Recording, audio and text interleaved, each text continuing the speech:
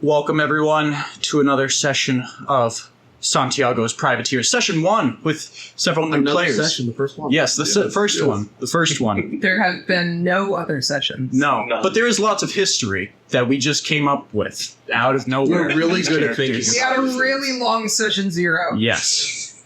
Anyways, beginning, we start out on a foggy, relentless... you can keep it on. I don't care. It's hot in here. The fog is relentless, swallowing a small rowboat in a suffocating gray that seems to stretch into eternity. A small frame lies curled up against the splintered side of the rowboat, trying to keep his eyes open. Every blink threatens to pull him back into the black void of unconsciousness. His fingers clutch his harmonica, and he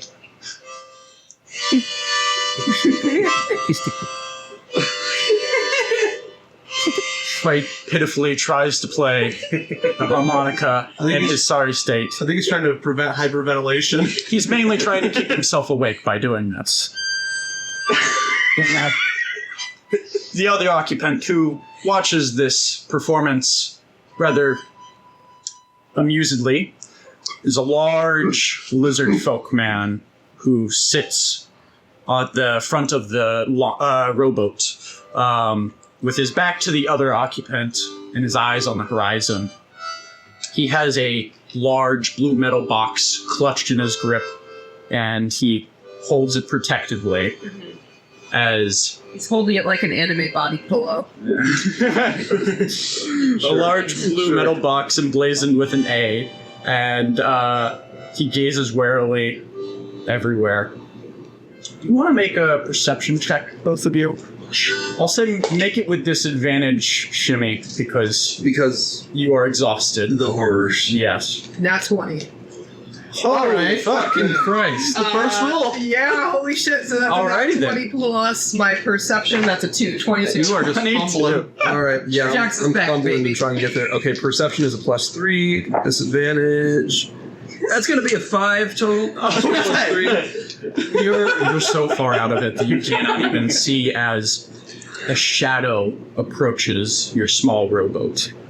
Large and imposing Trujax, your grip tightens on the box as you watch the ship approach. Large, imposing, with black sails that billow out like specters in the fog. I can say. You hold your breath for a moment as it looms closer, and with your nat 20, you can actually see the writing on the side, emblazoned in a silver stenciling. Yeah, I know, I'm not telling you what it says. I just say that you can read that there is writing there. Yes. You don't know what it says. Whoa. That's some text right there. Yes. That's a long word. Yes. And it's two whole words. Whoa. Terrifying. Hard to know. Worse Oh. than he knows to read. Both of them start with like the same letter too, but like you don't understand what it means. Yeah. But Alliteration. But the ship and everything, after a few moments, Shimmy, even you notice, as the shadow just covers your entire vision. You thought death was coming for a moment. You thought it was just death lurking over you. No, it was a ship. Maybe your rescue. But as you look up, you think for a moment, might be pirates. Death's door might be a ship after all. Or maybe it's worse. Or maybe it's worse. You look up, and you, with your nat 20 again, spot something else.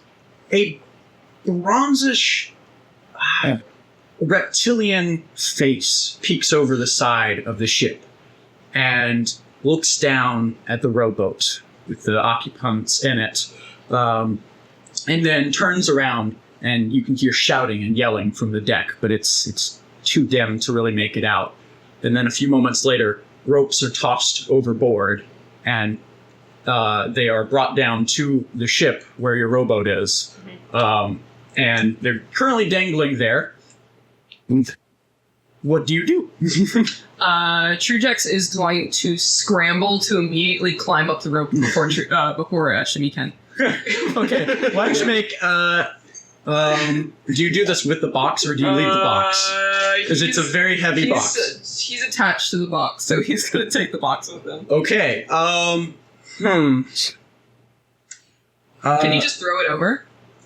He would need to get up the ship a little ways before he could toss it over the side. Okay. So I'm thinking about this. I'm thinking you need to make a strength check. As your rope that you've thrown over after the first mate called you to help the rowboat has been pulled down with a ton of force as a large crocodilian man in a heavy chest grab onto the didn't even rope. process that it hit the boat before. You were about to jump down and go and secure the ropes to the rowboat and pull it up for them to get up there. But now you are holding on for dear life. You have advantage because you have multiple people helping you next to you. So you can roll the d20 twice and athletics check, I think, is what you'd want to do. 5? Solid? Okay. Love that. Okay. That's Not great, so, not that's great. So Great. wow. So good. That's stellar. 18. 18? What's your That's like athletics? more than 3 times stellar. I don't know where to go. You're asking me? I don't understand the phone version. I'm so sorry. Okay, I got you. So you'll hit button over there, skills, and then athletics will be. Go. Athletics is up at the top. +0. Okay, so just an 18. Nice. That's more than enough, though, because with the assistance of your fellow crew members, you're able to hold on to the rope and at least prevent yourselves from being yanked overboard as you continue climbing up, I assume? All right. This man is continuing to climb up, this rowboat occupant. What do you do, Shimmy? I mean, because you're still down there. I'm gonna not assume that Truejax will help Shimmy out in any regard. So No, he's left. So I'm just gonna slowly pick myself up, back off my feet, put the harmonica in the pocket, and try to climb up with Okay. the All little right. strength I have. All right. You, I'll say, because you're so small, I'll make it just a flat roll because Oh, okay. athletics, though. All right. Well, Yeah. that's +0, so super flat. Yeah, it was either that or a disadvantage. It's a 9. Okay. So, do you have anything you could do to assist with it? No. Yeah. No. All right. You. No. Okay. You try and grasp onto the rope as well, but your strength fails you in that moment, and you fall back down onto the rowboat. He thinks he's climbing, but he's just at the bottom. And as you kind of tug at it for a moment, you feel it shake as well. Because as you look up, there are people coming down. They were coming down to help you up anyways. Oh, okay. On the deck of the Black Barracuda, there's Kropesh Nisbeth, who's the first mate and was the bronze reptilian who was ordering you around. And their voice booms, "Get them aboard, but stay on your guard. We don't know what we're dealing with here." And the crew moves quickly, and there's a palpable tension in the air as 2 men go over to help Shimmy be brought back up onto the deck, while you desperately hold onto the rope while the other man comes out. And after a few moments of struggling, Truejax, you finally swung the chest up onto the dock, or onto the deck, and you climb up as well. And you are met with... What do they see? Because you were holding the rope for them. What, what do I look like? Yeah, what do you look like? Describe your character. I am like 5'5". I'm a little short, little satyr, right? Okay.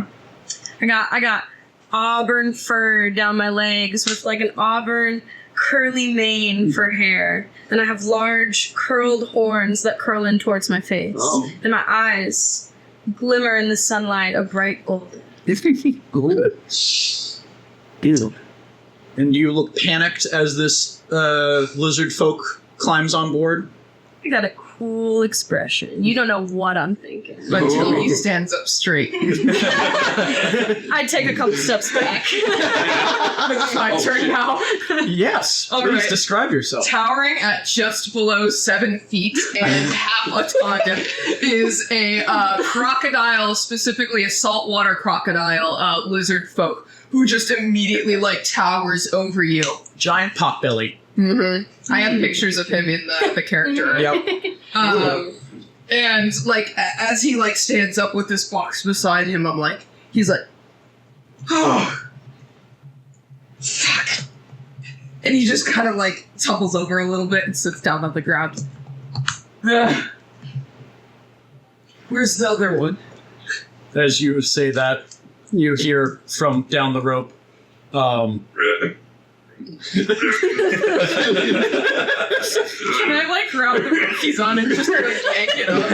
yeah, make a strength check real quick. It's Okay, not, would be strength. yeah, or athletics. Yeah, be athletics. I'll go +6. Yeah. That is going to be a 16 plus 6. Yeah, you just kind of yank him back up on board, along with 2 other crew members who kind of fly up off onto the deck for a moment and then collapse and they scatter away from you. Why don't you describe your character and then I'll set the scene on the deck. Yeah. So fumbling before the people around him is a very short man, a very short old man. He is, I think we decided upon 3 foot 4. 4'7". 3 foot. He's a 3 foot. He's a halfling. Yeah. with a big old, white beard, a la Santa Claus. 2 very dark rounded shades, and aside from that, just a general sort of exorcist looking dude. This old guy. He looks exhausted and gaunt. His skin is tight, and he looks like he's not had a good meal in weeks. And as he kind of tries to stand up, he actually collapses, and his harmonica slips out of his hand. And Kropesh actually yells to you, go get the doctor, now! Tell him we've got a couple of castaways in need of treatment. Yes, sir. And the doctor is down at the lower decks, specifically at the bottom hold. So you would run and go do that if you want. I'll just continue for these 2 while they run and get the doctor.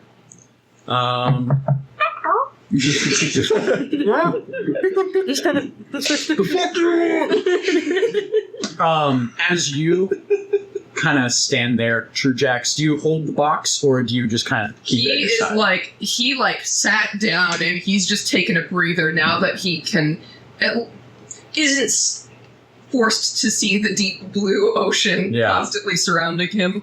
Right. So he's probably leaning up against it, sitting up against it. Kropesh gestures to 2 crew members and points at the box, and they shuffle nervously forwards to go and pick it up. He will get on top of it territorially and hiss. And Kropesh will then step in and go, easy there, big guy. We ain't looking for a fight, but your stuff. But if you buy a new one, I'm not going to hesitate to toss you overboard. And I will take that just as my prize afterwards. And Kropesh is actually, as you size them up, almost a physical match for Trujax. He narrows his eyes a A little brass dragonborn. He narrows his eyes a little bit, and he's gonna respond in just a little bit of draconic in his shitty lizard folk accent. Mm-hmm. He's gonna be like, "Fine, no biting. Can I at least flip him with my tail?" His tail thuds upon the ground. Those great timing. Yeah. You wind to sorry. Yeah, he's asking instead of, well, if I can't bite them, can I at least hit him with my tail?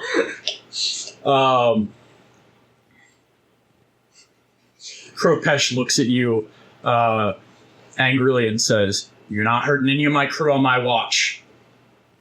So, no axe either. Not if So you want to sad. stay here. And you want to stay here, don't you? He's gonna like blink unevenly and kind of like look up at me. He's clearly quite dazed and he's gonna go,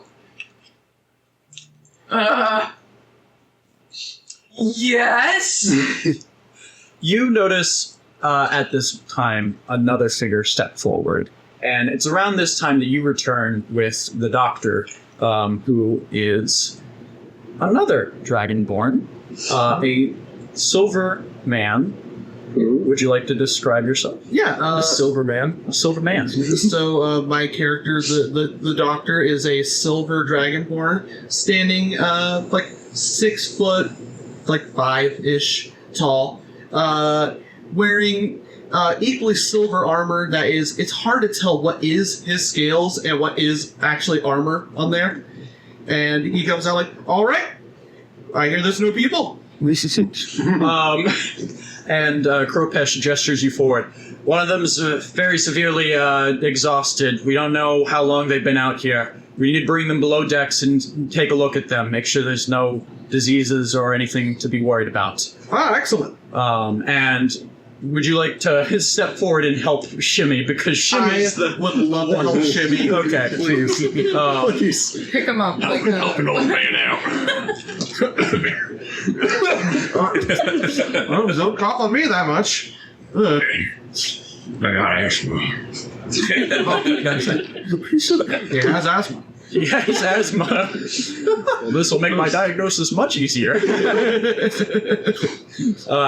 And I think they could probably figure out the lizard right now. I just want to make sure this guy doesn't die. Yeah. I'll say you are more just checking him to make sure he is not in immediate danger. I will make you do a medicine check for now. I'm going to save that for later. Okay. However, you just tend to him, and after a little bit, you'd be able to tell, yeah, I need to take him below deck and look at him with some more stuff. I can tell you're an alcoholic. Smelling my breath. Among other things. And the skin color. Skin color, The discoloration definitely play a role. dilation of the eyes. He's a doctor. Ugh. What a gross man you are. True, Jax, you spot another one, another figure step forward. This one is a far more commanding presence. And even if you don't know who he is, you know that's got to be the captain. Because Kropesh looks right to him and nods at him. And he is dressed, look at, let me pull up his description. He is an older man with a heavily scarred face that has seen many a year on the sea. Many a sun like beaten down and tanning his skin and what's that term when like your skin just tightens up because of the sun constantly? like you're made of leather. Yeah, leathery skin. That's the term. Hey, Leathery there you skin. go. He's got super leathery skin and a big black eye patch that covers one of his eyes, and a wide-brimmed hat and some formal gear that looks out of place on a crew that mostly looks like more just like an assorted group of sailors. They don't like they don't look like a navy. They don't look like they don't look like the Scarlet Flag, which you encountered previously, which all had like red as a coloring scheme for them. They're very dysfunctional. Many different groups are here. A motley crew, yes. Whoa. And as the captain steps forward, he says, "Keep close watch on them, Nisbeth. There's more to this than meets the eye. I intend to find out what it is, but quietly. I don't need to scoop the crew more than necessary." And Kropesh turns, looks to you and Shimmy and Truejax and a couple other crew members, you too. Says, "Get them below deck. And keep an eye on that box. I don't want any surprises." The two crew members, are you still protecting that box? Mm-hmm. Okay. I'm not gonna bite them, but I will snap. Okay. They will approach, however, they will not take it. They will just be escorting you then down Okay, the Trudex is gonna drag it, and it's just gonna kind of go on the ship deck as he carries it down. Yeah. One of them, who's a dwarvish man, looks at you as you drag it on the ground and looks at the scratches in the wood and goes, "Please stop that. I have to scrub that out later." Scrub it, it's broken. Yes, and I am the one that fixes it when it breaks. Why would you scrub it? You'd fix it and then scrub it. The scrubbing is for the peons. I'm the one that fixes the scrapes that you put into the wood there with that box. Oh. Well, you should have been clearer, and he fixed it up. We should have been clear, Damon. He's very exhausted. As you all are led away, you notice that Blackthorn is approached by yet another figure.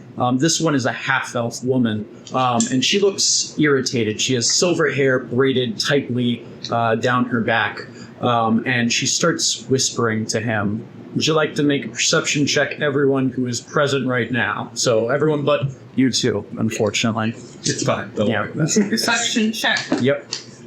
Nat 1. I want you to look at that. I want you to look at that. Is that a 20? That's a 20. That's 20. That's good. God damn. And Both are plus spectrum. 3 I got a 7 total. 7? Nat 1 plus 5, so 6. 18 total. 18. Okay, so you two hear this, but you two do not. What? The half-elf woman whispers to them, "This delays us, Blackthorn. Every moment wasted here is another opportunity lost. The General's orders were clear, and we're not out here to play the Good Samaritan." The captain, Blackthorn, his eyes flicker to her, and a cold smile plays on his lips that you catch. "You may hold the leash, Arwelin, but I am still the captain on these waters. We help those we find adrift, and we will determine if they have value to us or not. Our mission will not be compromised." Her jaw tightens, and she flicks her head away and leaves. Trudex holds its head. And you guys are escorted down, deeper into the ship, 3 decks down until you're in the bottom bilge of the ship. You're a bilge. Blackthorn follows behind you all, but you are brought and escorted into a cell, and the door is closed. It doesn't look all that strong. Probably couldn't contain you, but it does seem to have nice accommodations. There's a bed there. You haven't had a place to sleep and like spread out in forever. This is actually a luxury. Nice. They gave me my own room. Meanwhile, Shimmy, you are taken by the doctor, who is named. Would you like to introduce yourself to Shimmy as you're leading him down? So what's your name? Call me Shimmy. Are you Shimmy? Oh, they call me Doctor. I'm Doc Resh.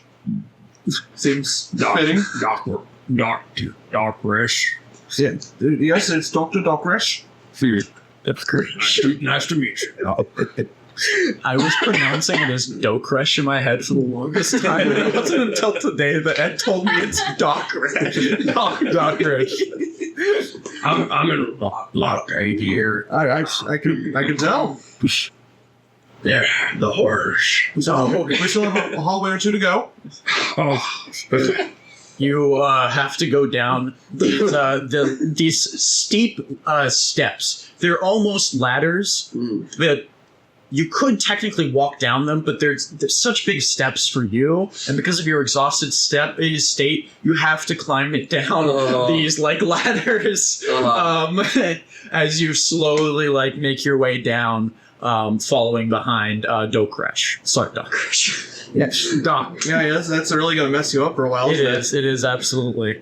The castaways are brought, battered and worn, down the narrow wooden stairs into the bottom hold of the ship, which functions as both a brig and a storeroom. The air is thick with the scent of salt water, damp wood, and the lingering musk of old cargo. Flickering lanterns cast long shadows on the rough-hewn walls, the light barely penetrating the gloom. Dr. Rush Bavarax, the ship's surgeon, it is little nook over here. He brings Shimmy over there. This is where you have basically been kept. This is where you have lived since you were impressed. Gotcha. It is a space for your work to be done. It is not great. It is not a lot of space. It is satisfactory. Yes. So you're a little cramped, but he's a small subject, so Yeah. it's not that difficult. But everyone is brought down into the hold, where two other figures wait.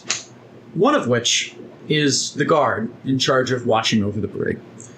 A aquatic half-elf dressed in a soldier's uniform stands at attention outside the hold, and her pale blue skin is a striking contrast against the dark wood of the ship.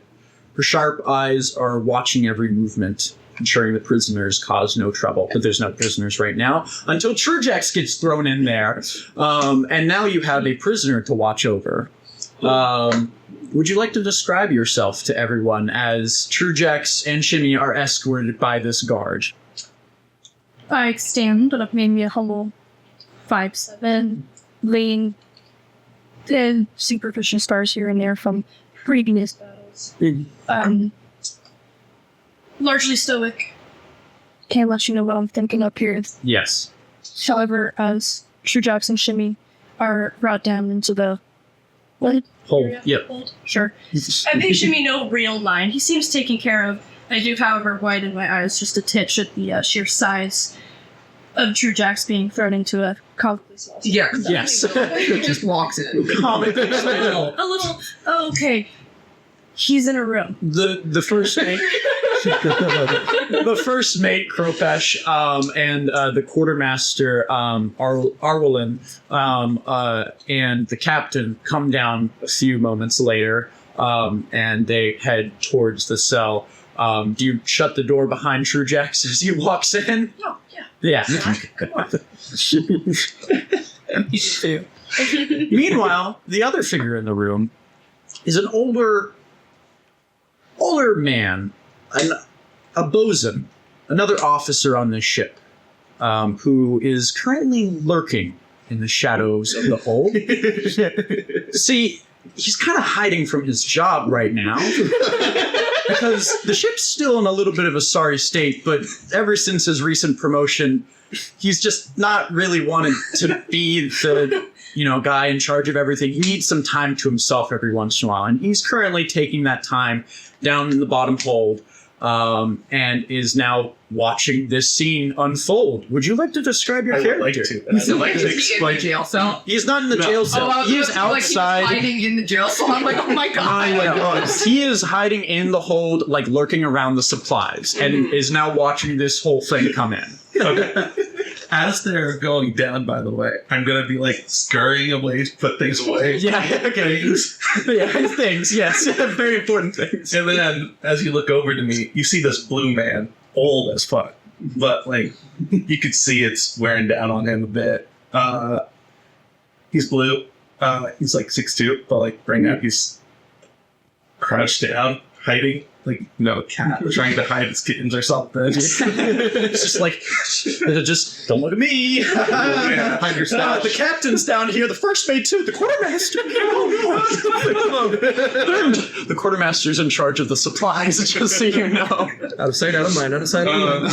As he gets up, you see him stumble a bit, like, and give out a little bit. Go, hi, Sir. sir.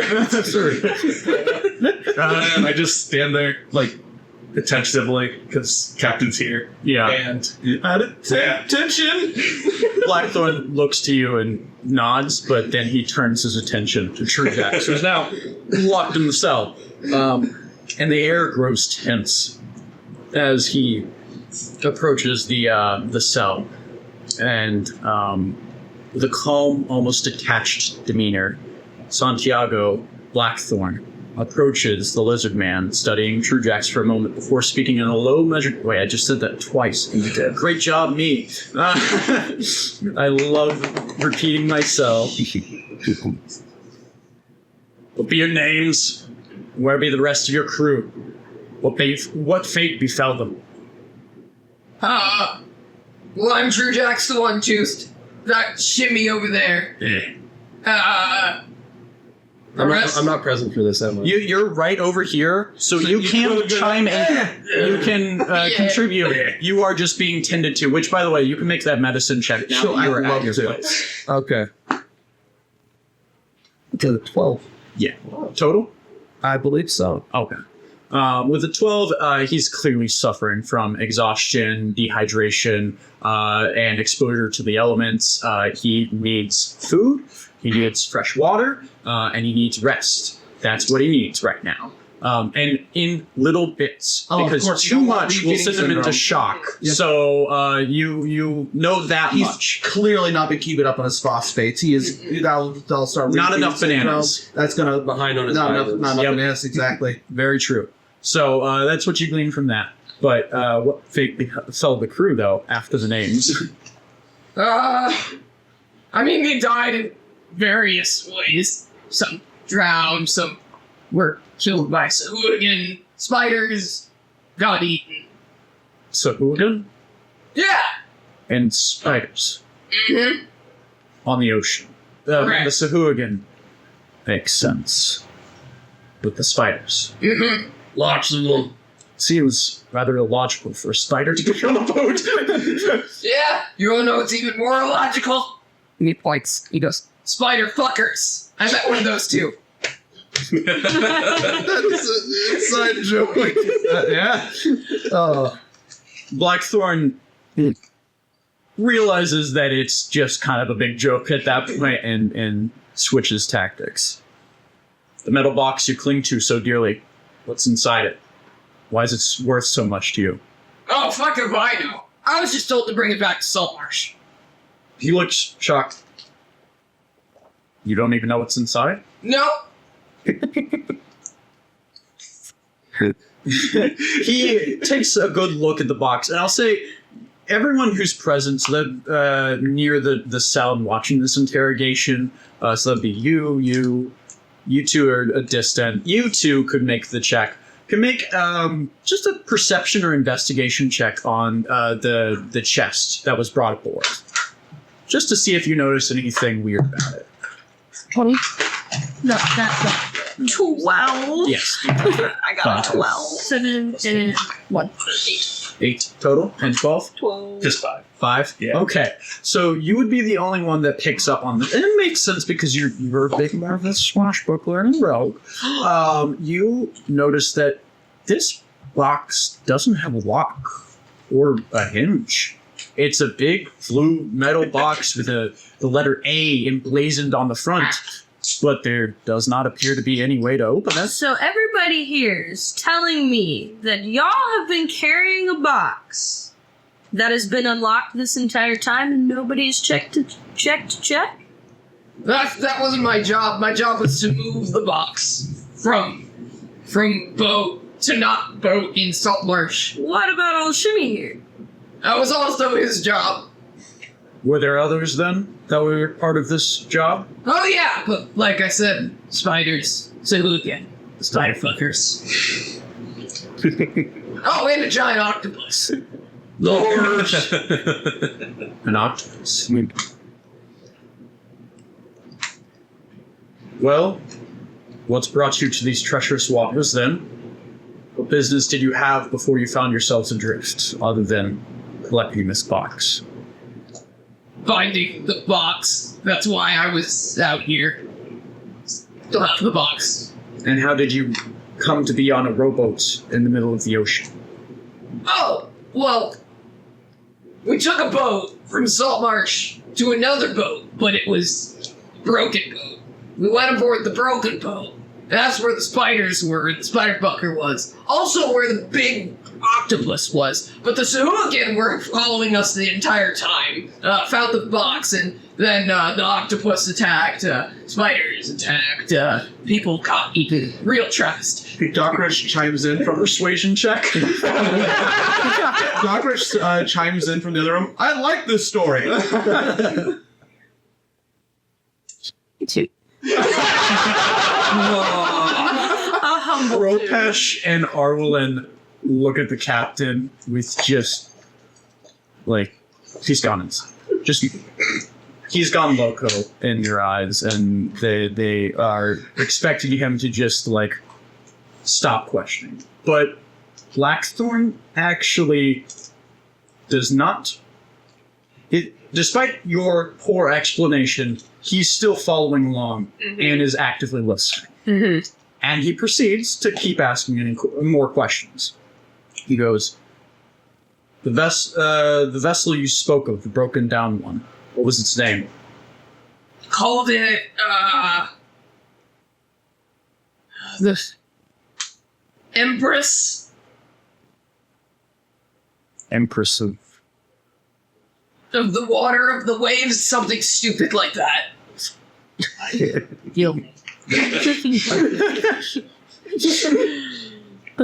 What was its story? What cargo was it carrying other than the box? I don't know if you remember this, but he told you that the merchant told you that he was supposed to carry almost all of his wealth and belongings was ransacked. and was lost and ransacked, and the only thing left was that box. Well, it apparently had a lot of things on it. But by the time I got there, there weren't any things left. And it's sank now, I assume? Well, yeah, the octopus, like, ate it. How succinct. He asks one final question. Have you come across the sea princes or any ships bearing their flags? But do you know of their movements? What's a sea prince? Roll a history check. I'd say... What's a sea prince? I remember what a sea prince is. That one. I don't remember what a sea prince is. -1, by the way.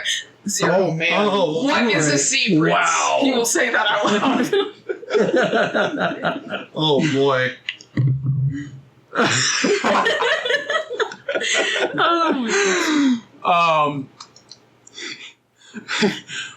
The captain, at this point, looks at you and just goes... And this time he scoffs and begins to walk off. But before he leaves, he says, said you were from Saltmarsh? I'm not from there, but I lived there for a bit. What news? Some guy named Blackthorn's dead. He chuckles. Well,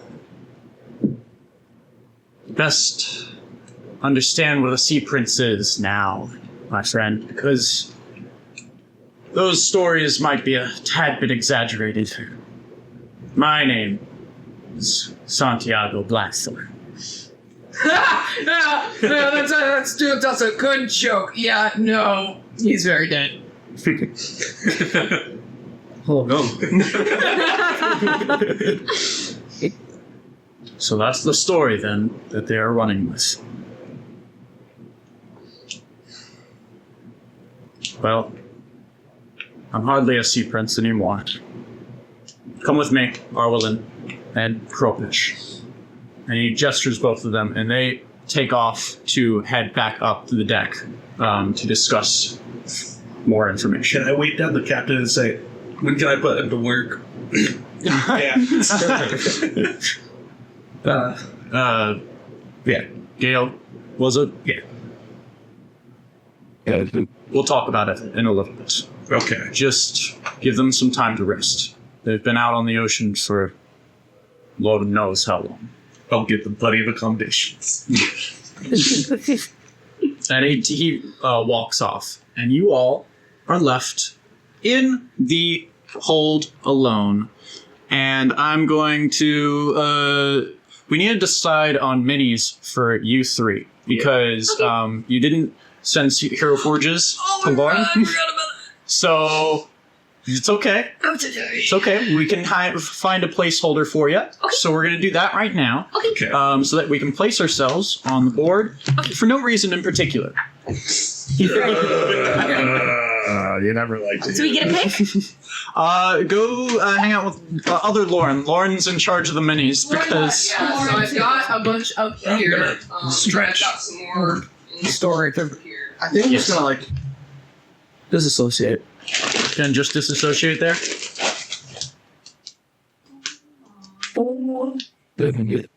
Wow, that was in rhythm. That was good. Yeah. Oh fuck! You reassociated me.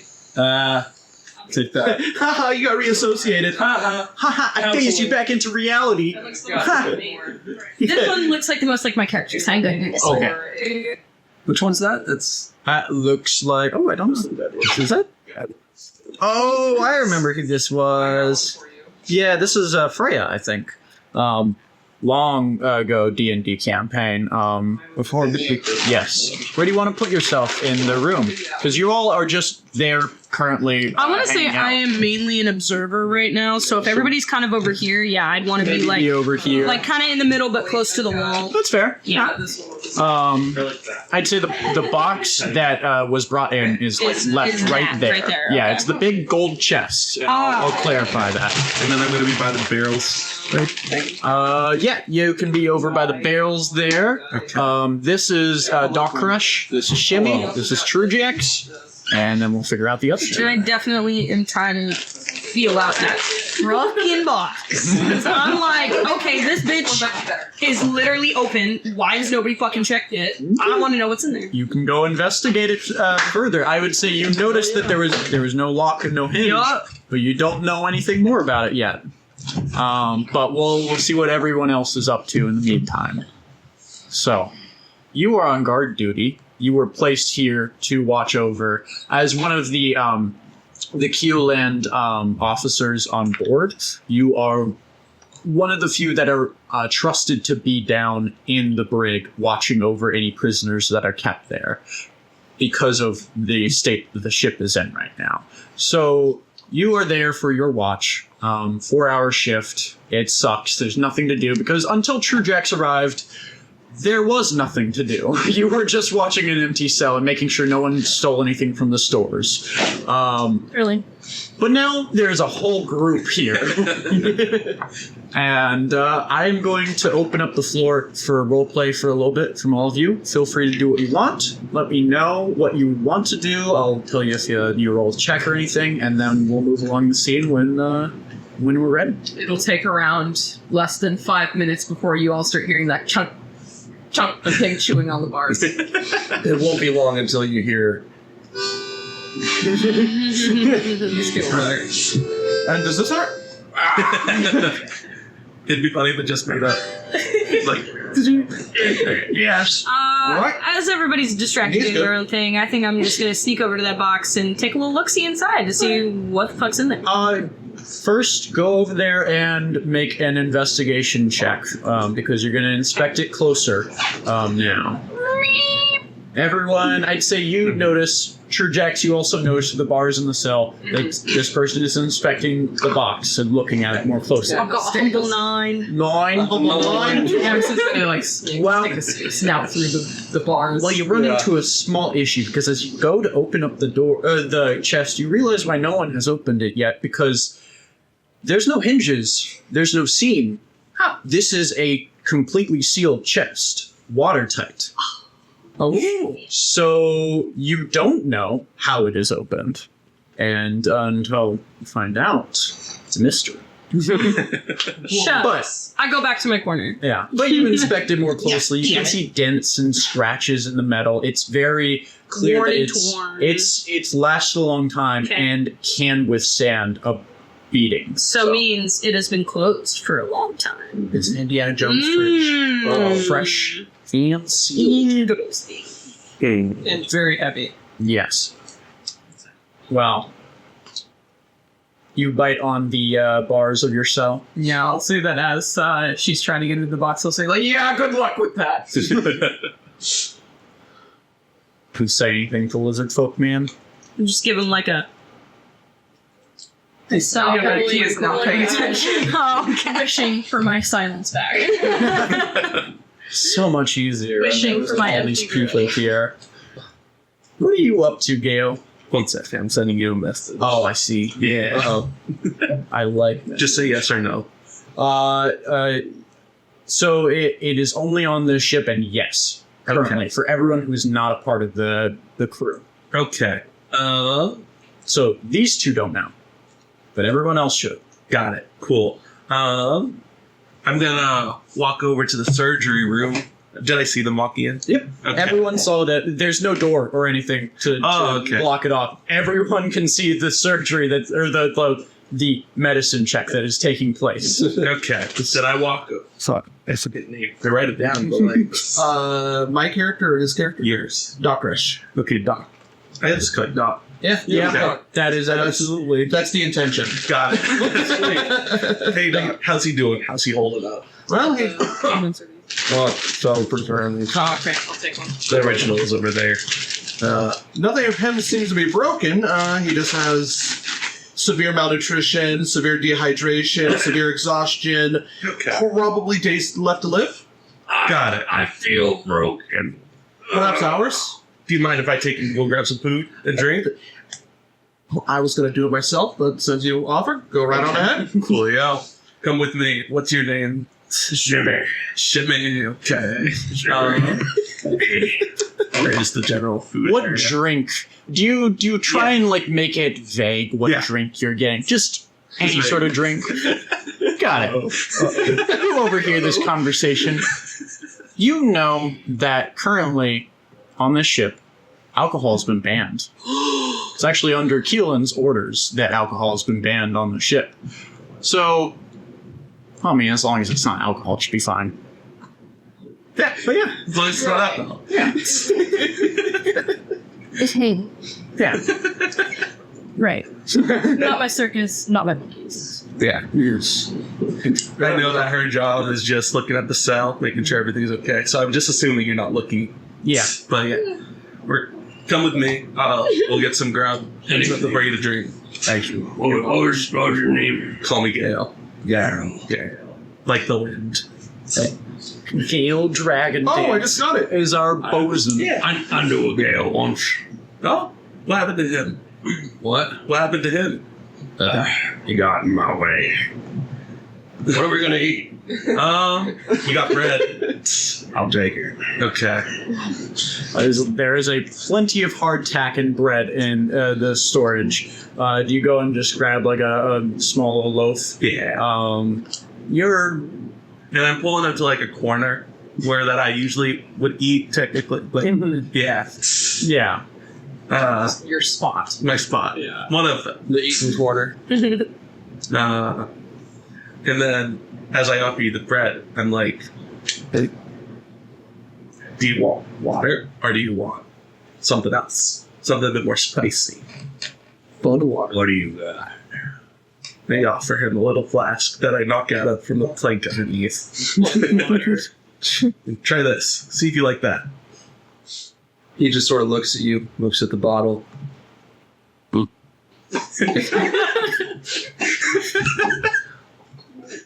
A bit. Takes a proper swig. Respect. Could I have that back? Thank you. How empty is it? Mostly. Okay. There's a little bit. There's a little bit left. Just like The rest is for you. Got it. I finish it. So you finish that bottle pretty quickly between the two of you. It does not take you long. And what? Truejax, you see this from the corner of your room, and damn, now you're parched too. That looks good. How does Shimmy get all the good shit? You're just trapped in this little cell with nowhere to go. It's gonna. This isn't as fun as it It's gonna was. open this out like. Excuse me. I need to piss. Your door's broken. It's likely. Hello. I need to check out. Need to make sure I get it as well. Yeah, You know, I didn't even think about this. Go do a medicine check on him now that he's now that Chimmy's off doing his own. Maybe I shall. Maybe I'm not gonna open the cell yet. Let's see what I can get visually Okay. at this point. Yeah, do a medicine check. Yeah, just some flat roll. That is a 14. Nice. Wow. Yeah, he also looks a little dehydrated and exhausted, but frankly, he looks a lot better off than Jimmy was. If they've been off at the same time, you'd think they'd be at like a same level of decline. But to be fair, he's a really big guy too, so must have had a bunch of fat in there. That must have been what it was. Jimmy will see True Jack's trying to bust out, and he can hear everything go down, and he'll turn to Gale and just be like, I think he's thirsty. I think so too.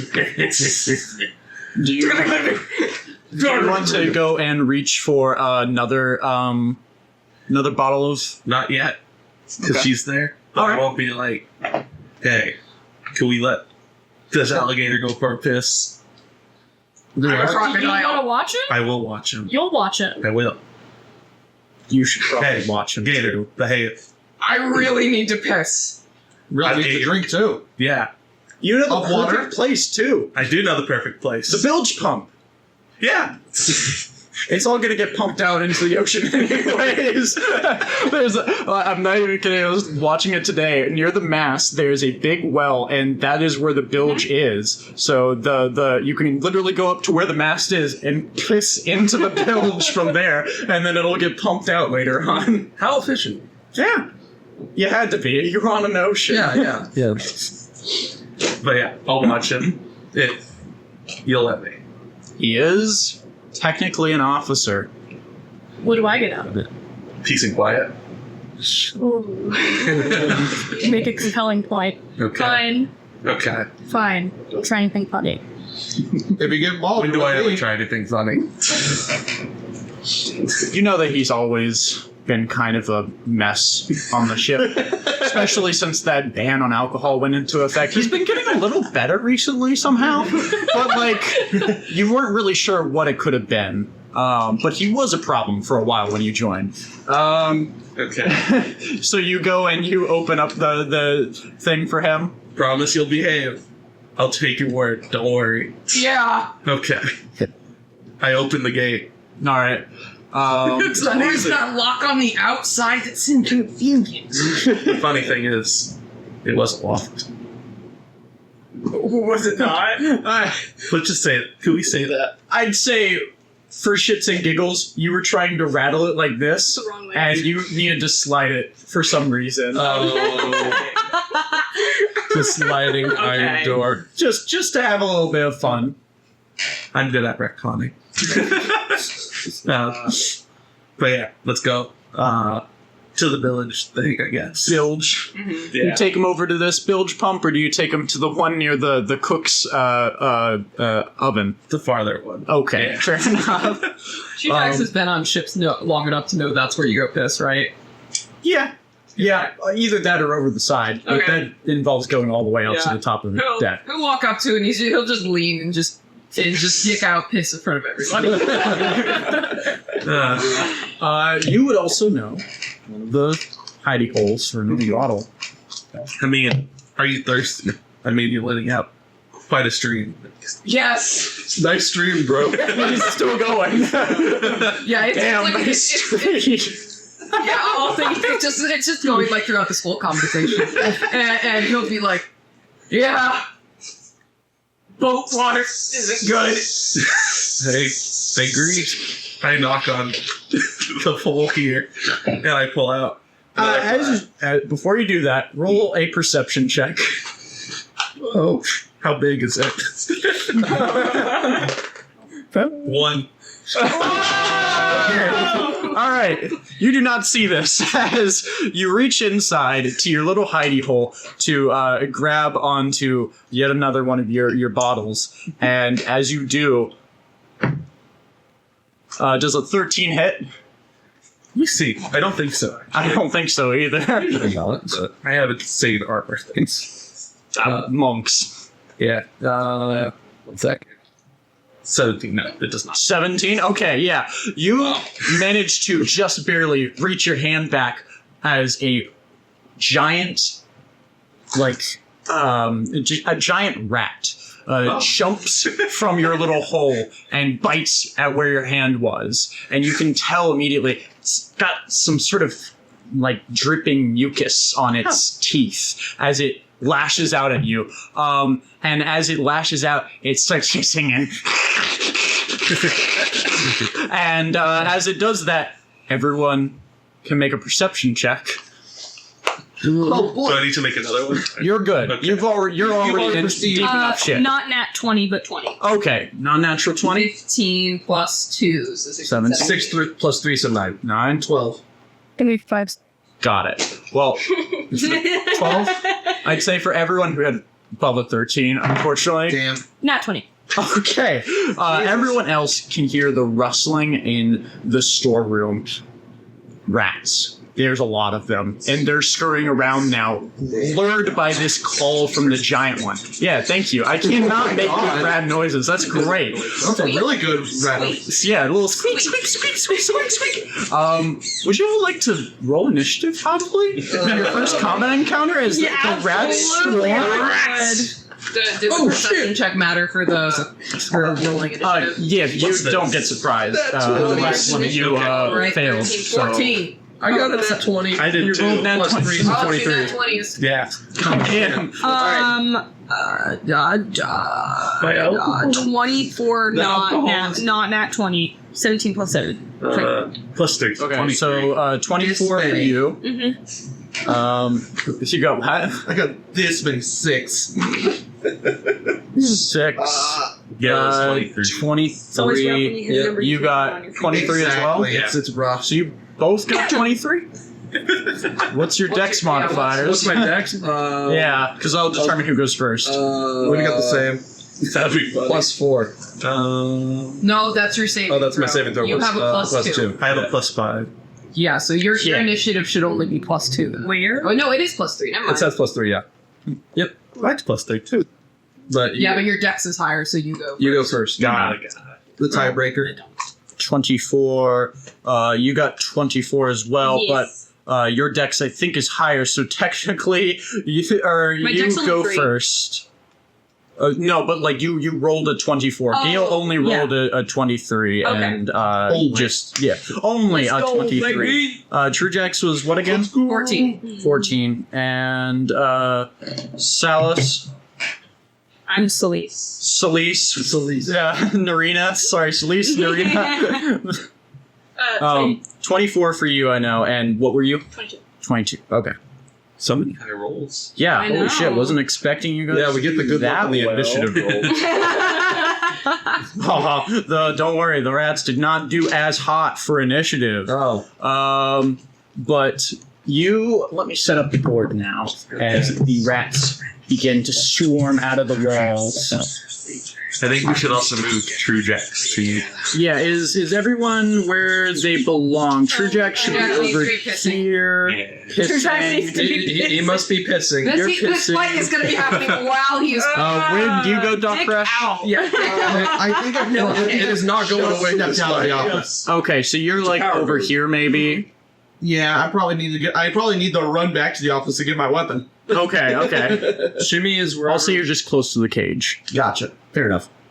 Shimmy is wherever the booze was, Booze was over here. and that was booze I drank, Yeah. right? Yes. Okay, so now I have to talk in rhymes. Yes. Well, you're not fully drunk yet. Well, who's Just this is you? tipsy. Just Oh, you tipsy, got. yeah. Oh, I know this one. This is Well, if one it was of my vodka, old I drink a PCs. lot. Where It was you just want to be at this table? Oh, okay. Oh, that's That's it. I feel like she didn't move her guard. Yeah, I Yeah. didn't really move much. I'd say just like sitting at the table and just like watching over everything. Yeah. that was like at least All right. 3 or 4. You were more than tipsy, my friend. That's what I thought. Yeah, I just drank that shit because Yeah. Moonshine is strong. Yeah. Yes, I'm trying to kill you Yeah, super strong. very quickly. It's far from the hardest drink. So Jimmy's had. everyone that succeeded on the perception check, which was a DC of 13. Yeah. Straight up gasoline. I didn't Yeah. see shit, and I got a shitty roll. Unfortunate. If you pass the perception check, you notice this giant rat leap at Gale and try and bite his hand, and now hiss and is making loud noises. And for those who pass the perception check, you further notice one giant rat and two swarms of rats spill out from the supplies around the room. Oh, rats. And you can also hear more in the walls. So this is not the end of them. But we begin our initiative with Narina Silversea. So What? Well, for starters, you would have... Well, you rolled... just gonna snow for it. Yes, go for it. Since you rolled really well, you are one of the first people to act in the combat. And did I? Yeah, no, I got this right. You see a big rat over here, looks angry. And did you rolled good on the perception check? Then you notice that these 3 rat swarms and giant rat over here too. They're all over the place. You have a light crossbow.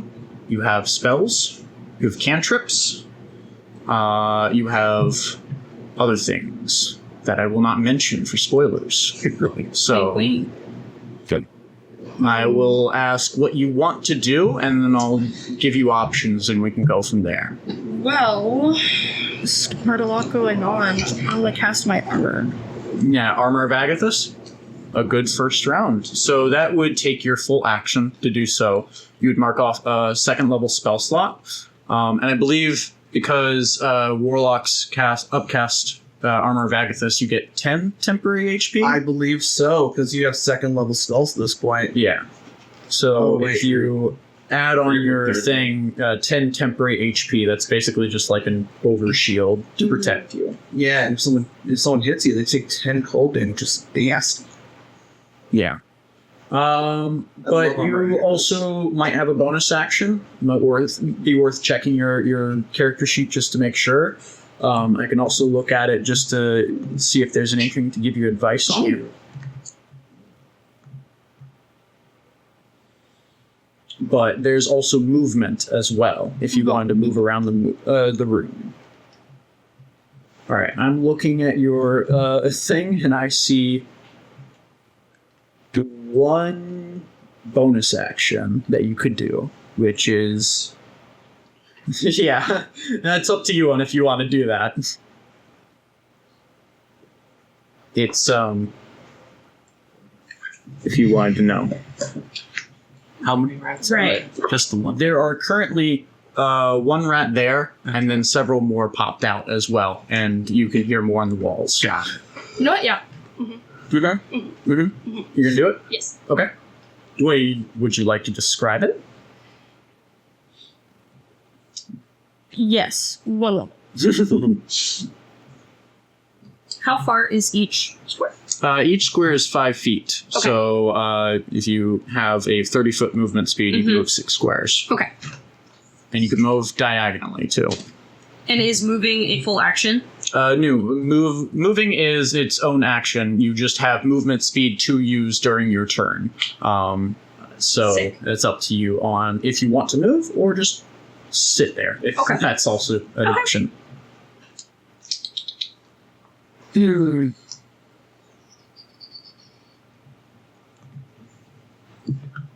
I'd like to think while Trujix is pissing, he's also writing his journal. As we speak. The piss journal. I'm also gonna hop on the floor. It's a little warm down here. It's okay. It's okay. It's warm in here. There's a floor cushion that I'm not using if you wanted to use Floor it. cushion? No, I'm using the other one. though. A flushin? Wow, how amazing. That's great. So I cast a version of Mage's Hand. Takes the form of a So that's not what I was talking Oh about. no? I still kind of want to though. So Mage Hand is a full action to Oh, do, okay. So unfortunately. bonus. Yeah, bonus action. I'm talking about the. If you look on your character sheet, it's the. Right. Okay. You summon that one on the field, and it can do damage, and also it will slow down enemies as well. Okay. Yeah. So you can do that, or if you want to save it for later, you can just. Oh no! You just get it once. Yeah. You get 2 the long rest. Oh, okay. That's nice. Yes. I didn't realize you got 2, but I'm looking at it right That's now. nice. Yeah. All right. I'll use it. All right. Period. Then I'll describe it as a lengthy black tentacle curls itself. I'd say if you want to describe it as like you reach out your hand, your right hand, and your shoulder kind of squirms and itches for a moment before in the distance. Where do you want to summon it, by the way?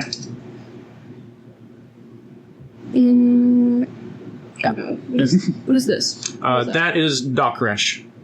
Any of the ones that are like kind of highlighted on the bottoms. This guy. Yeah. And take good care of your Over patients here? now. Okay. You summon over here with this lengthy black tentacle that squirms up, and then when you create it, it makes a melee spell attack against the creature next to it, which is a swarm of rats. So you can make an attack. You have a +6 to hit on it, so just a d20 and add +6. I'll let you know if it hits.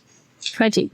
19 + 6, that'll probably hit a straight. No, it's 13 plus 6, so not 19 total. Oh my god, you actually add the numbers immediately. Yeah, I do too. So That's great. No, that's great. I do it too. Not everyone does. Quick math. Yes, you hit, and your tentacle slams a couple of the rats. Do D8, which is that one.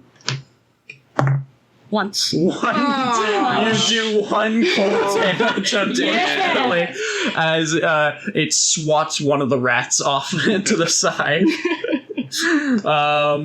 And that would be the end of your turn unless you want to move. So, no, you're good where you are? All right, next in initiative, we've got Gale. Or was it you? No, it was I you. got 24. You're next, sorry. Yeah. Oh my god! I was like, Remind me real quick, I used a 1 or a 2 slot. You used a 2nd level spell slot because Warlocks always upcast to their highest level. Gotcha. This wall. 3, 4, 5. Okay, perfect. Me too.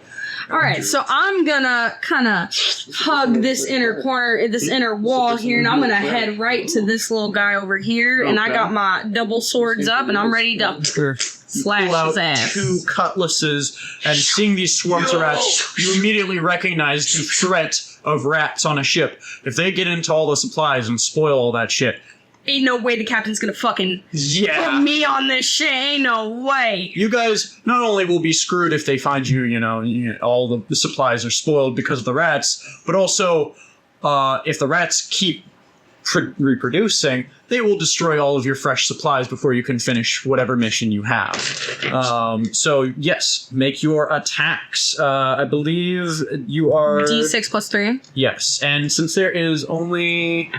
Well, because Shimmy is right next to it, you automatically get sneak attack, but the bonus for, I think, Swashbuckler is like if it's like a 1v1 situation and there's no one around, then you get sneak attack. Oh, okay. But you also get it if there's someone around, which you do.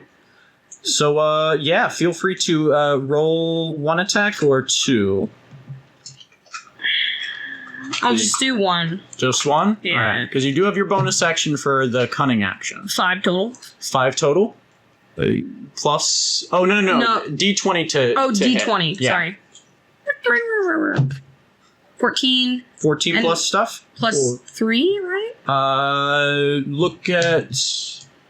Oh, it was the character immediately. Oh, no. It's good, I got it back. 14 plus 5. And 14 plus 5. Yeah, so your 2 hit is going to be this column here. Your was looking at the wrong damage one. will be this one over here. Okay. So that is gonna be 14. That hits 21, absolutely. yeah. So now you roll the d6. Now I roll the plus D6. 3. 4. 4 damage total. Mm-hmm. All right. That's still damage.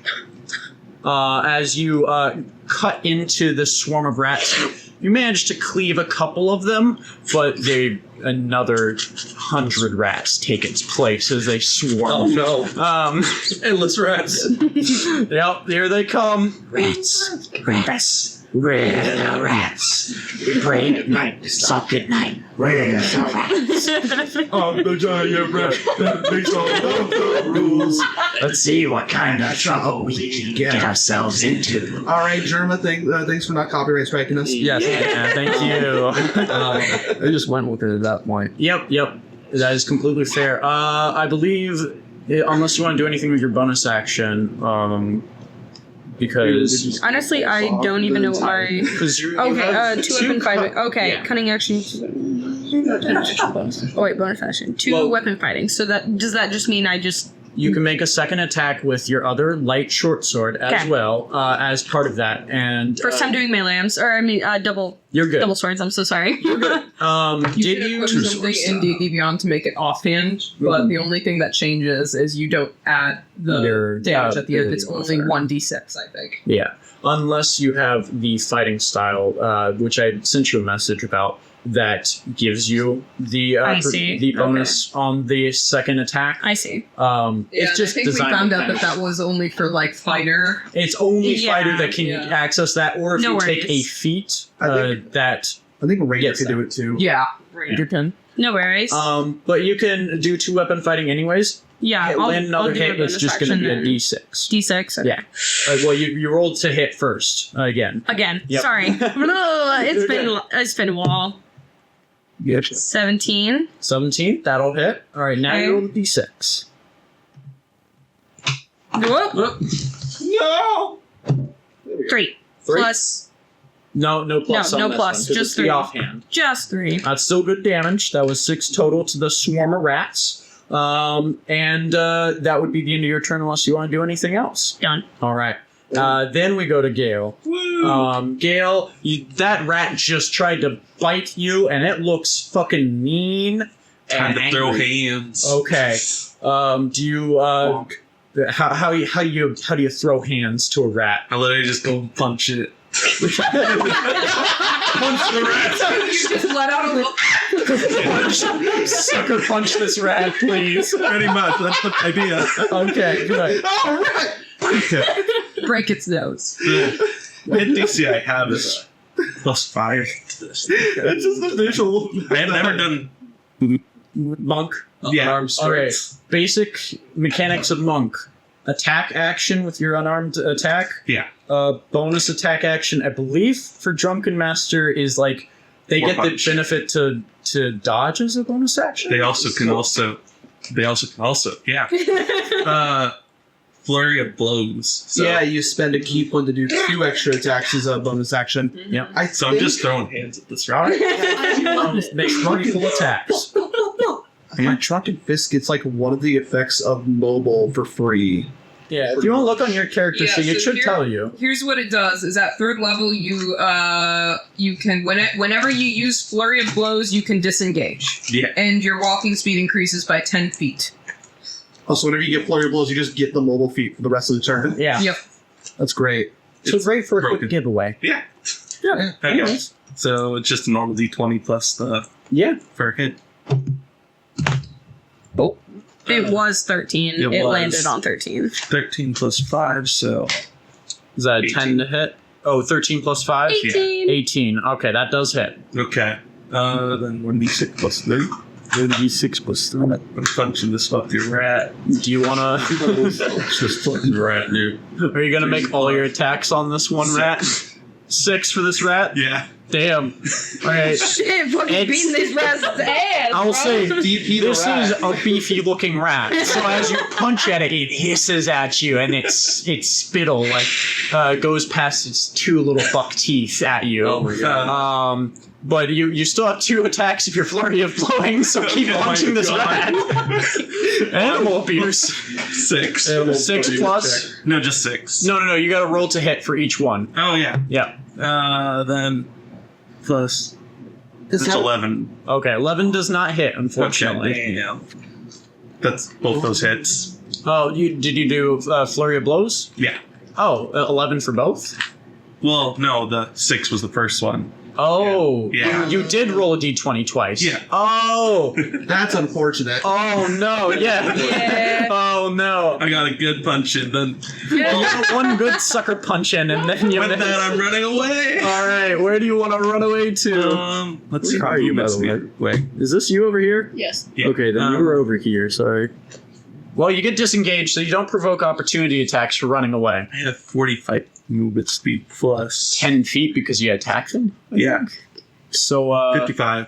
I mean, where do you want to go? You can probably make it You across can literally, you can make it right here. Yeah. And you'll be fine. Across the boat.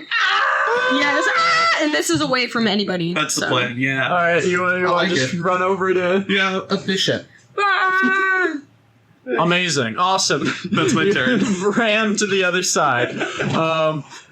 Shimmy, it is your turn. All right. There's a swarm of rats right next to you. And you are, I mean, it doesn't...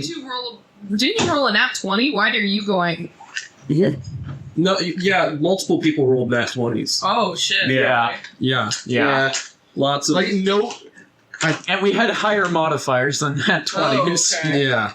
So yeah, no. So somehow I ended up in 4th place with a nat 20. I'm not even kidding. Your number, you have 22. Yeah. The next one is a 14 in the initiative order.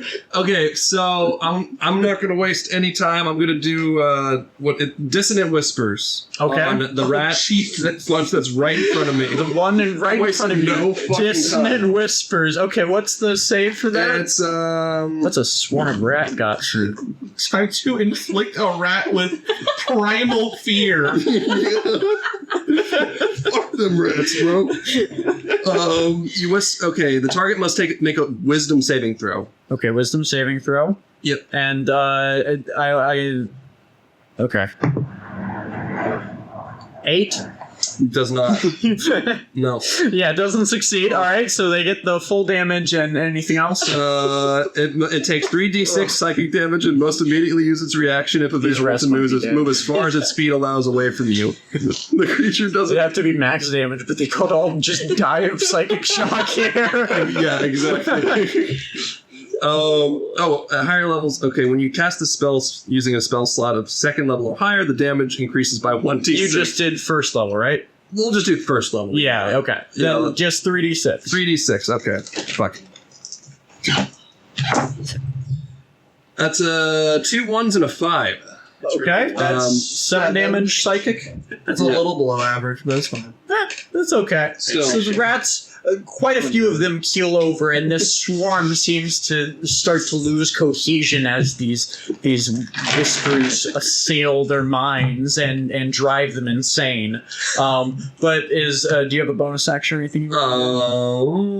Let's see. Well, that's why I feel Still more a like. beer. Dip out.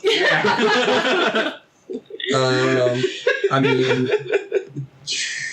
You should see magic to primally terrify a rat. terrify a bunch of rats and then. Rats. Just literally take Okay, I will say, because physical So, damage. okay. because it failed the save, it has to immediately use its reaction to move as far as its speed allows away from you. So it will just start running in this Trigger direction. opportunity attack? I would trigger an opportunity attack from you and you as well. Okay, so. So, Me, you, or No, you're over here Okay. pissing. I can't see it. opportunity attack is the same. Yeah, same thing, roll a just- I d20 just get- and okay. add your +5, I think.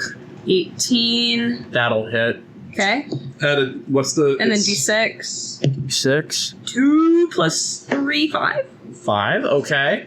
So I rolled a 6. It's plus just whatever I use for the Ability attacks. modifier, yeah. Oh, For whatever weapon you're using. so +4 with my rapier, so 10 total. That hits. Period. Sweet. Awesome. So, you did how much damage again? 5? Mm-hmm. Okay. And that's 8 damage total. 8 damage total. All right. These rats are brutally murdered as they try to escape from you. Cut down in their prime. Thank you for the noise. That's very good. But at the end of that, it is the rat's turn as this swarm of rats tries to run with a movement speed of 30 feet, which was reduced by 10 because of your tentacle. Can I even attack your tentacle?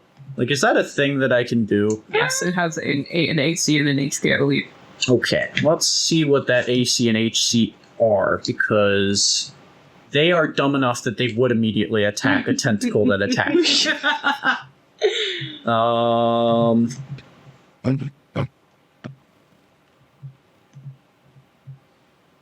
It does not say, actually.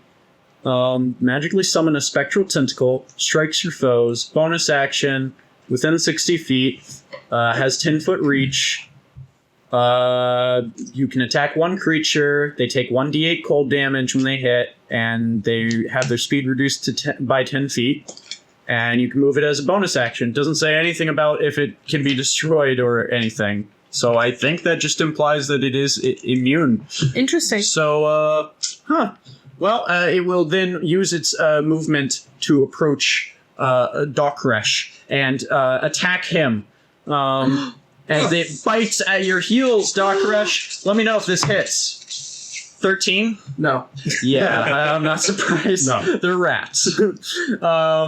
The other one, the other swarm of rats, died.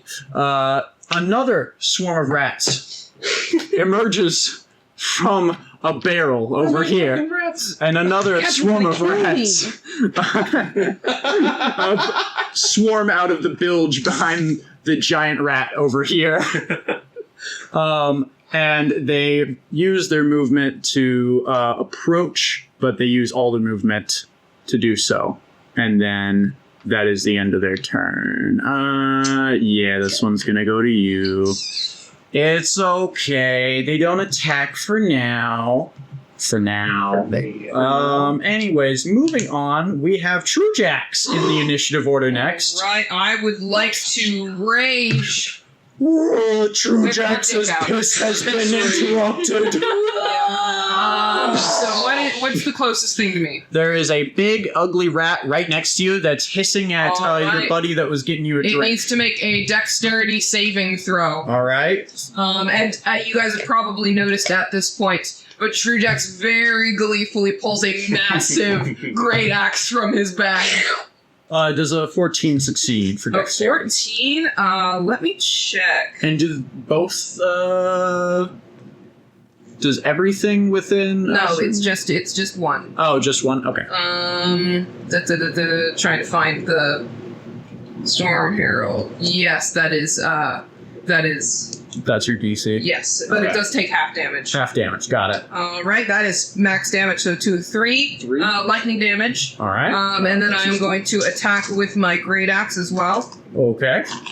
Scraps. That is going to be a... Not great, but master. 6 plus 6, Oh, I don't yeah. have great weapon Yeah. master. 12.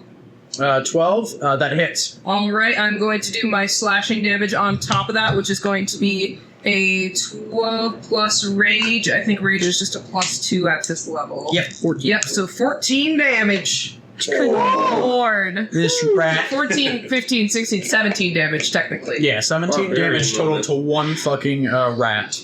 And it looks fucked up, and it limps, but it is still standing, and is going, unless you have anything else for your turn. No, I used my action and my bonus action. Okay.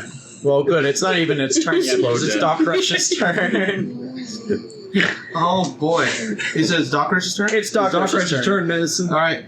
Dokresh, upon noticing the many rats nipping at his heels, Yes. he just like reels back. He's like,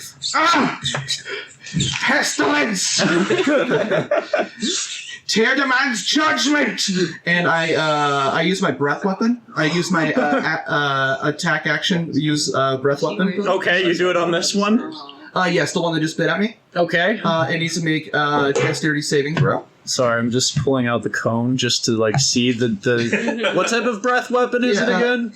It's a Your cone. silver, right? 15-foot cone breath weapon. It would be cold, right? Cold, yeah. Oh, okay, well at least it's not fire. That would suck. Very well, good. Gil would not be happy with you. Yeah.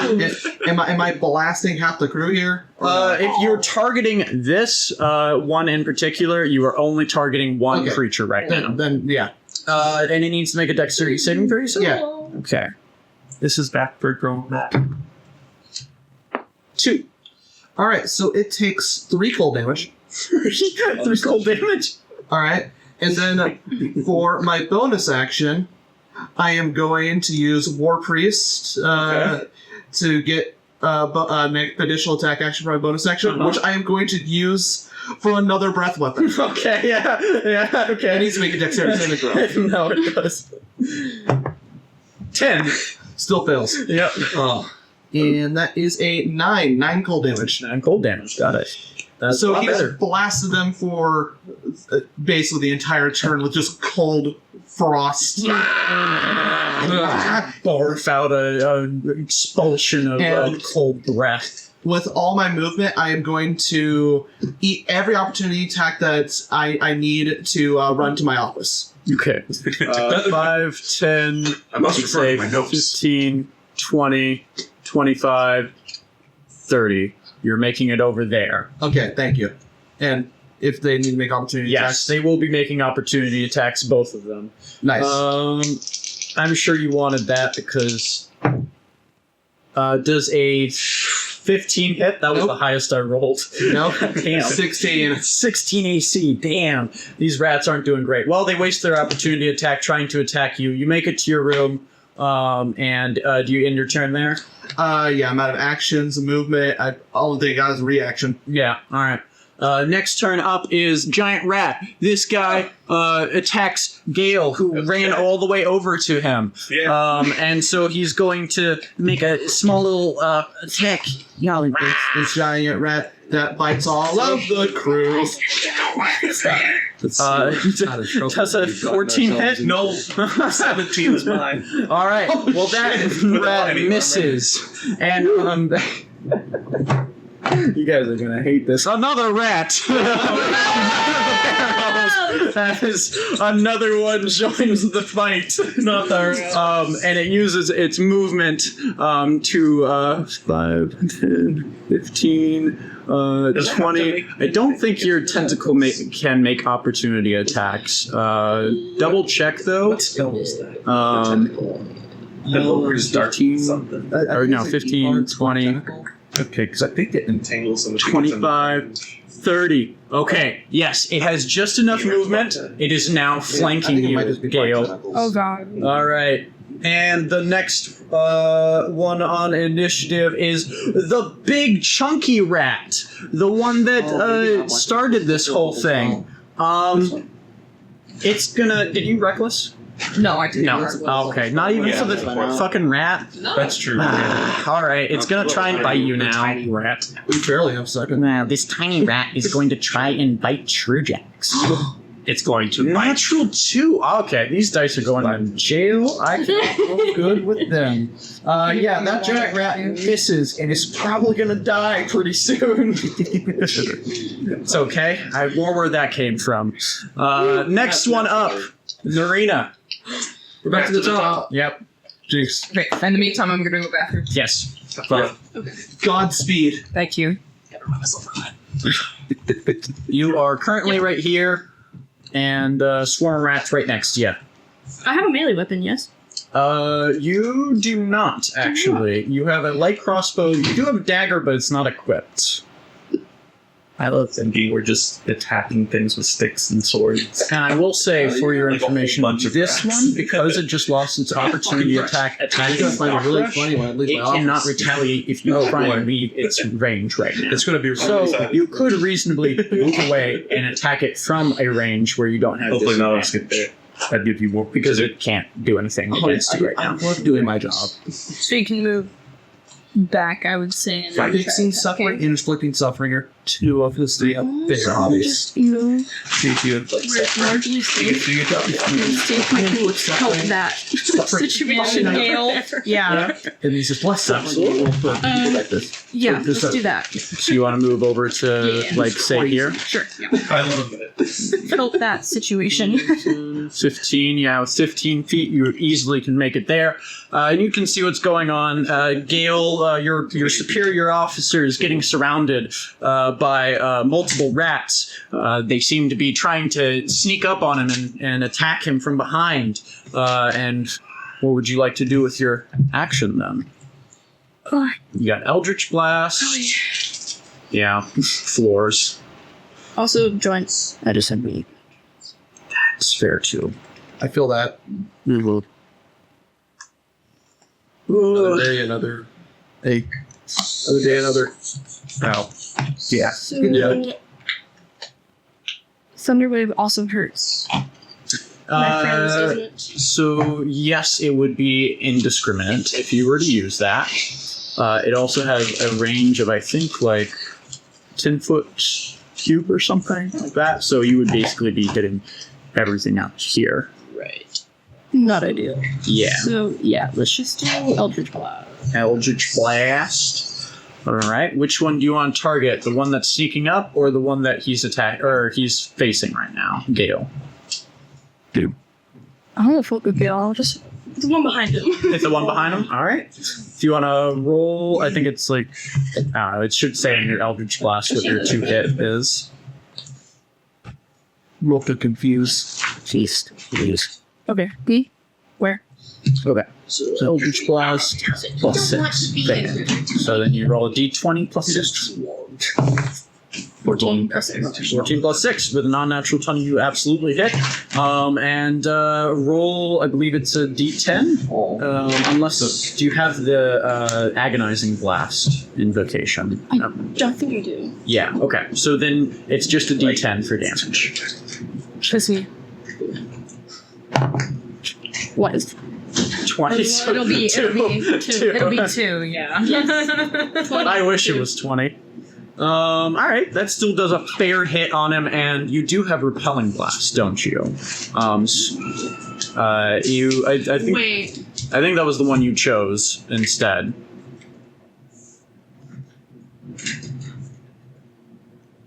Should be in features and traits, I think. Compelling Blast. Yes. Yep. Okay. You cool. You know, a small foresight part of me thought you were about to sit on your laptop. Yeah. No. Alright, so it should shove it, what, like 10 feet? 10 feet. Okay. In a straight line. In a straight line, you shove a rat into Gale as the rat gets launched into your back. You know, after this fight, my character is going to have PTSD. Rats jumping at him. The rats, they're everywhere. You can't escape them. Alright, I believe you are next as well. So Salis, you Celise. Oh God. It's okay. You and I know. Dokresh. I'm so sorry. You and Dokresh. Yeah, I'm just gonna attack this little horde that ended up popping up. All right. Make your attacks. No, it's Doc. It's Doc. 17 hits. I already know. Yep. 6 plus 3, 9. That will definitely do some good damage. What about for your second or bonus attack? Yeah. 18 hits. That'll definitely hit. 6 plus 3 again, 9. But not with the bonus. Just So 6. just 6. That's still Just great. 6 highest is I could've still gotten. a really good roll for that. All right, and do you want to move at all, or would you rather stay next to it? I'd say you'd probably turn to face it at least. Yeah, I think I might just take a couple steps back and protect little Shimmy over here because He is definitely weakened. he's a little weakened, and you know, I think I just have a little inkling towards him because he's just like this little man that I feel like I have to protect. He needs all the protection he can get. Exactly. Yeah. Speaking of, well, Gale, you were first, but then it'll be Shimmy's turn. Oh boy. So, Gale, a rat has been just launched into your back, and you're now realizing that you've been surrounded by rats. Again! Threats. Why did I run in the first place? Everywhere you go, rats! It's rats all the way down. You would think the fucking shipwright Bosun. would be on top of this. Oh man, who's to blame? Bosun. So did the group of rats that I hit disperse? No, they did not. They still are up and did you? I moved back. Okay, so then they would have made an opportunity to attack unless you have something that would have given you a disengage action. No, I don't. Okay. I don't remember if Swashbuckler does it when you like attack an enemy or if that's Scout. One of the rogue subclasses gets Scout. Well, it'll just attack you, and I'm rolling like shit. That's good for you guys. Not great for me because it's not very threatening for these rats when they roll an 8 to hit. No. Yeah, so you get away pretty easily. To be fair, we are also level 3. Yeah. And they are rats. Yeah. I'm mainly testing here. How do I handle encounters with 6 people? So I'm throwing a horde at you guys and seeing what happens. And it also gives you plenty of time to kind of mess around and fuck with And get used to our characters. Yeah. So it's also not a big threat that you guys need to fear. It's rats. It's a bigger threat to the ship than it is to you. All right. Gale, it's your turn though. Okay. So please attack rats. Punch more rats for me. That's the plan. I'm gonna sock the rat that were just tossed at me. You're going to turn around and sock that rat. All right. Okay. 10 plus 5, 15. That'll hit. Alrighty. 4d6 plus 3. 6. 6. That 6 bludgeoning damage. Are you going to do full action all out on him? How many things do I have? Oh, you hit that one. Okay. That one? Yeah. How much damage are you going to do again? Sorry. For the Eldritch Blast, it was 2, right? Yeah. Okay. Yeah. Then, yes, you do kill this rat. As you turn around, and I'd say, like, as it's, like, bouncing off, you catch it with your reflexes, and just, like, toss it on the ground. It just collapses. And you still have your bonus action attack, and there is a rat still in front of you, if you wanted to I attack can do it. unarmed strike without using a key thing. Yep. Whoa. Yeah. That's just your bonus action punch. Then yeah, I'm just punching this rat. All right.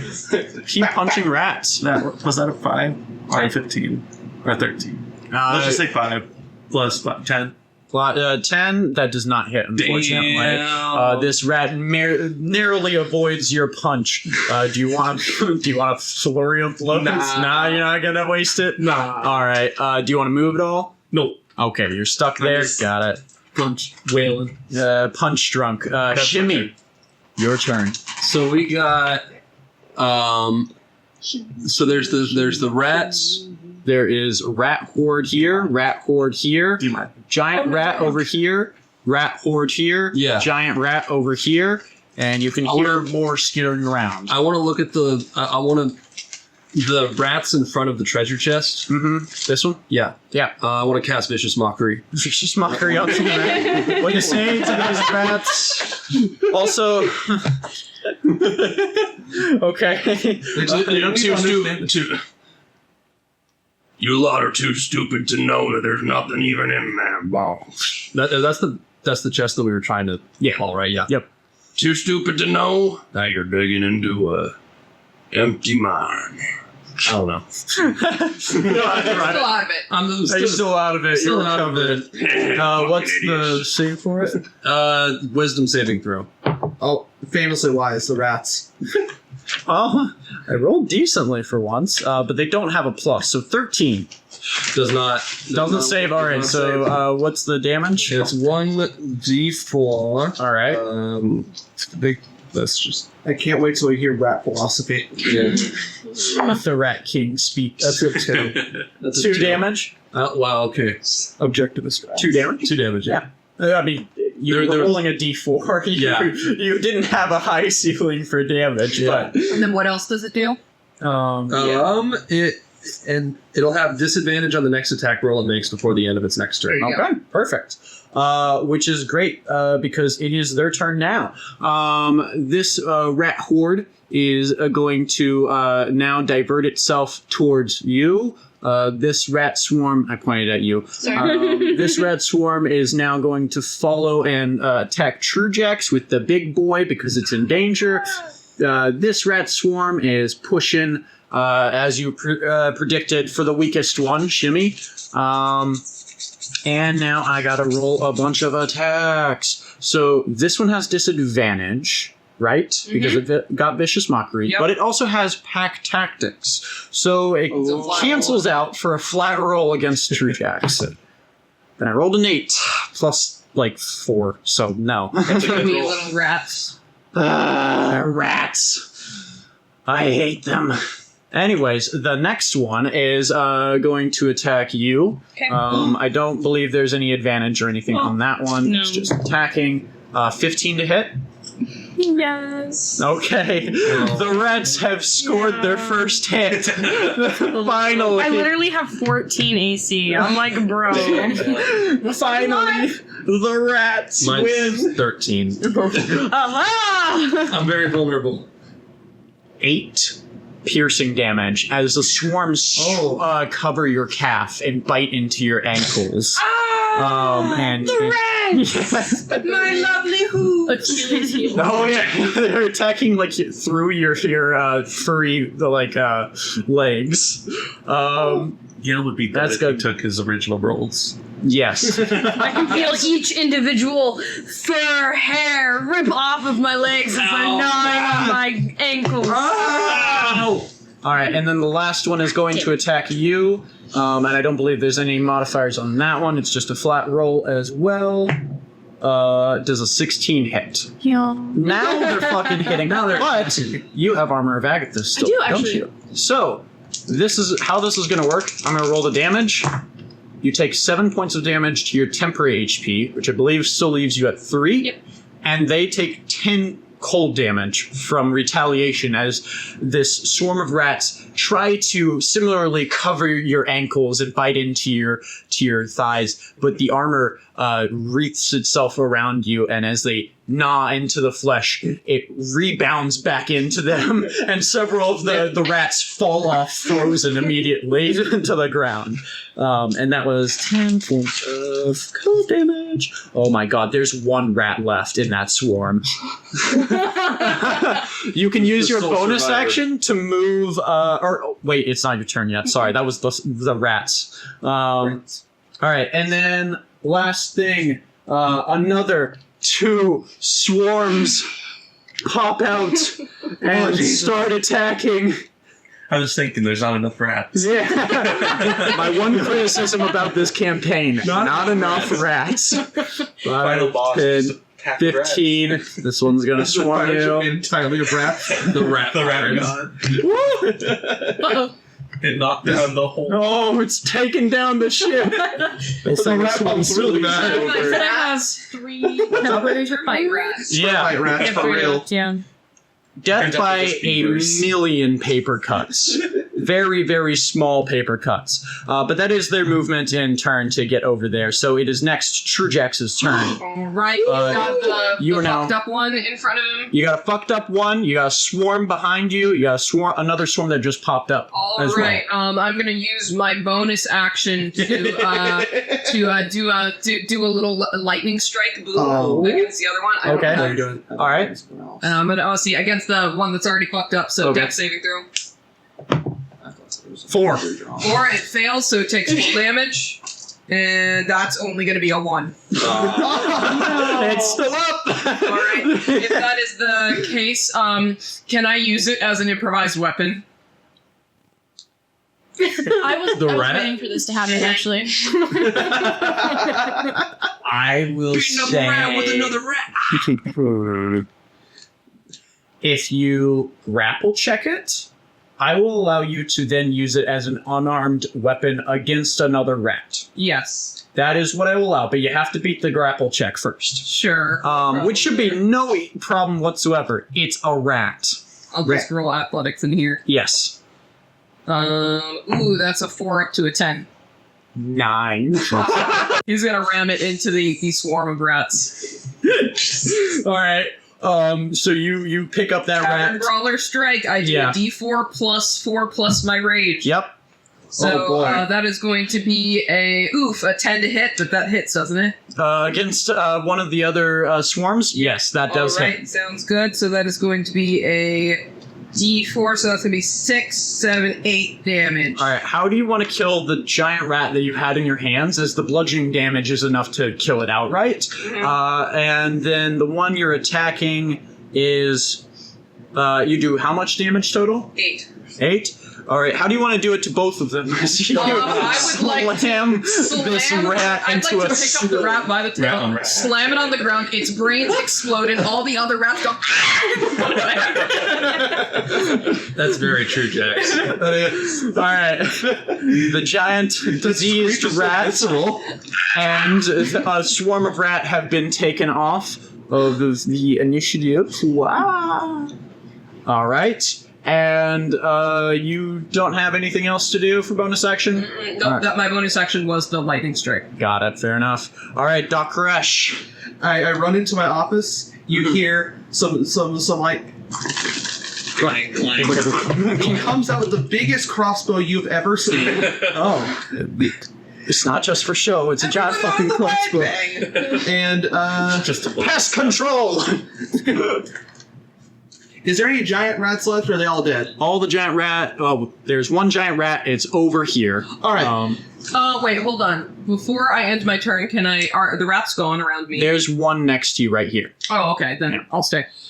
I see the giant rat that's over there, Mm-hmm. and I take aim. I say, "Oh crap! Well, I had something funny, and now it's totally crap. I'm just shooting it. I'm using sharpshooter. I'm using sharpshooter. -5 plus 10 damage. Just let me know what the total is. I can tell you if it hits or not. That's I a don't want to 16 do to hit. modifiers. Okay, yeah, that hits. How about the recoil on the weapon? Pretty bad. It's a heavy crossbow. Wink, wink. nudge, nudge. Yeah. And 16. Wink, wink, That's, nudge, is 18 points of damage. How do you want to do it to this giant rat as you skewer it? The giant rat starts running. It starts picking up speed. It jumps, and then nails the wall. You hear as Mortal you Kombat fatality shit. as you shoot it into the back wall, it gets stuck against the wood, impaled there, and from the crevice comes 2 more rats. Oh, when will they end? I will tell you, we're at the end here. But there are 2 more rats that climb out of the hole from the one that you just killed. So, it is their turn unless you have anything else to do. Need a healing word. Oh, thanks. All right. Thanks, Doc. Oh, thanks, Doc. Oh, yeah, you were real badly hit. What? How much damage? You took 8. Yeah, that's a good. I got 6 left, Doc. Oh, your HP's real. Yeah, I got 14 hit points, Doc. If you modify it on D&D Beyond, it'll actually update it on here for me too, so that I can see what your HP is dropping to. That's how I know that Shimmy is in such a shitty position because of what he was at the end of that. He didn't fully recover. You got 7 HP. Not like True Jax. Should I? 7 HP back. Yeah. Yeah. Probably. So I got 8. So then you Wait. should be missing like 1 HP. elsewhere. Yeah. So I'm at 13. Yep. Cameron, I'm hurt. Sorry. Thank you. I didn't mean to hurt you like that, man. Okay. All right. Yeah, that's my whole time. All right. If that's your whole turn, Yeah, I just shot a rat and killed a person. That's a very effective turn. that was a very Damn effective turn. straight. The 2 giant rats that have just swarmed out of the. I'm actually just going to remove this little card. We don't need it. I'm just going to reuse one of the giant rats. Are going to immediately swarm Gale because he hasn't left. And he's the closest one to these giant rats. And because there's 2 of them now, they get advantage because they get fact tactics. He's so happy. He's so happy. Maybe they'll actually hit something. A 4 and an 8. Well, that was for the first one. Yeah. For the second one, Have to beat a 17. that's cocked. Okay.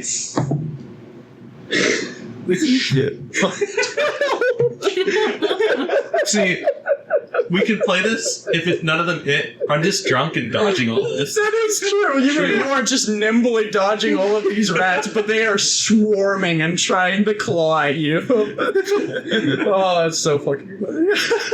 All right, back up to the arena. Top of initiative.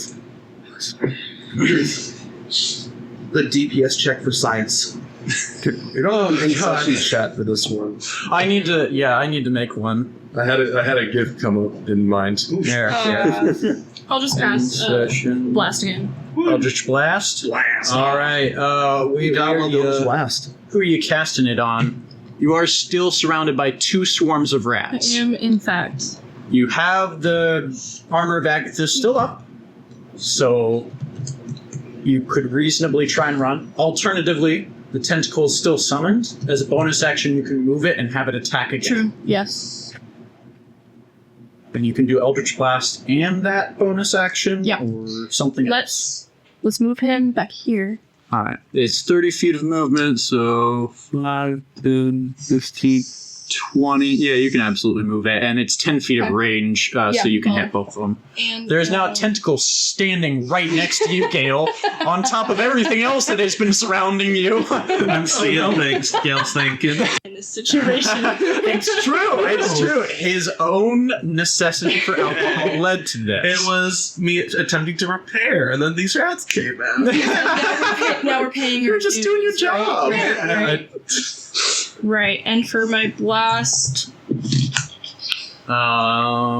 Yeah, if you attack any of these within 5 feet, it's disadvantaged because it's close range. So if you move away, you don't have that disadvantage, but you could also just risk it on a disadvantaged roll if you didn't have any other option. no, I'll move a little bit. Yeah, and I mean, there is a argument with Armor of Agathis, as Ed will tell you, that sometimes with that spell up, you just take opportunity attacks as something you do just for damage, because if they hit you, I mean, honestly, I have 3 temp points left. yeah, if they hit again, that's another 10 cold damage. If they don't do enough damage to knock out that temporary HP, then the next one that hits will do another 10 cold damage. I love Armor Racket. This is one of my favorite spells for the game. It's awesome. Yeah. It is a crazy strong spell. So do you I'll want to leave it. move away to what direction? I mean, you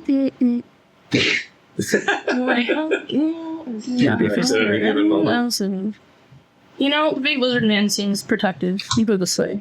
All right, so you're going to go this way. 5, 10, 15, say like there. 20. Yeah. All right, and then both of them will make the opportunity attacks on you, and they do get advantage already because pack tactics, they're 5 feet. They're both within 5 feet of each other when they're attacking you, so they get pack tactics. That's what that means. That's a 13 to hit. No. No, not a 13. Okay. All right, then the other one. Let's go. 21 to hit. Yeah. Okay. There we go. And it does. Fuck, this isn't the right rat. This is the wrong rat. I have too many. That's the wrong. I have too many rats on here. That's so fucked up, Josh. They do 8 piercing damage to you as well, as they also bite in. But you only take 3 of that, and then you carry over 5 damage to your regular HP, and they take 10 points of damage in retaliation for that. And they look very fucked up because of the cold. And did you want to do your Eldritch Blast then, and then the bonus action tentacle attack? Yeah. All right. Which one do you want to target with the blast? These or these? Those, I guess, yeah. One of those? Yeah. All right. Yep, you can just roll d20 to hit. No advantage or anything. 18. 18, yeah, that'll hit. D10 plus, or nothing, so just a D10. 7. 7? How do you want to do it? As you shoot exactly how much HP one of these giant rats have. There's a hole in the wall back there, no? Yeah. Can you just comically fly through it? No. What it was a crossbow bolt pierced him against the wall, so you shish kebab onto it. That's perfect. All right. And then for your bonus action, you want to make the attack then? Yeah. All right. Which one was that? D20 and then you +6 in it. 17. That'll hit. What's your D8? I think is damage. If you do 7, you kill it immediately or higher. I believe in you. 7. The rats are dead! Not all of them, but the giant rats. The giant rats are dead! As these two that tried to valiantly leap out after the rats were killed were immediately swatted aside by a tentacle and an eldritch blast. That, I believe, is the end of your turn, unless you want to do anything else. You killed 2 rats. That's a pretty good turn. Good, yeah. Next up is going to be Gay. No, you. Celise. Yes, I was going to say wrong. I'm glad you corrected me. Alright, well, these fucking swarm rats, I kind of got a grudge against them because they were biting my ankles and shit. They're still biting your ankles. They're still fucking biting my ankles. I'm fucking trying to shake them off. You know what? I'm gonna slice them. Oh, slice them and dice them. Not so slicing and dicing? No. Just hang on. No, just a dice. What'd you get? Fine. Total? Slicing. Yeah. 5 plus anything? Yeah, so you have your short sword is 5 plus 5. So you would get a total of 10, which is their AC. You're modified. Okay. Those are the difference between life and death. And I got a humble 4. Nice. For my first one. that was all you needed to kill this swarm of Fucking rats. amazing. I don't need to use my fucking second All right. sword. That rat swarm is killed. Amazing. You still have movement. You could go after the others if you wanted, or you could use your bonus action to dodge, disengage, hide. Rogues have a lot of uses for their bonus action. Can I just go and sneak behind Trujax and kind of just huddle behind him? Oh, Because he's absolutely. kind of just a hard stone wall right now. Yeah. And I'm like, wow, I took a hit, I got healed, but I'm scared. Sessions with Trujax that he is both a unstoppable force and an immovable object. Can I just point out how amazing it is that they've already picked up on what the role of Trujax is in the combat encounter, and they're wanting to go and help people and assist. Thanks for being involved. Yeah. Thank you. He's just sitting here and being like, what? Oh. Yeah, why would I not? Yeah, exactly, This is fun.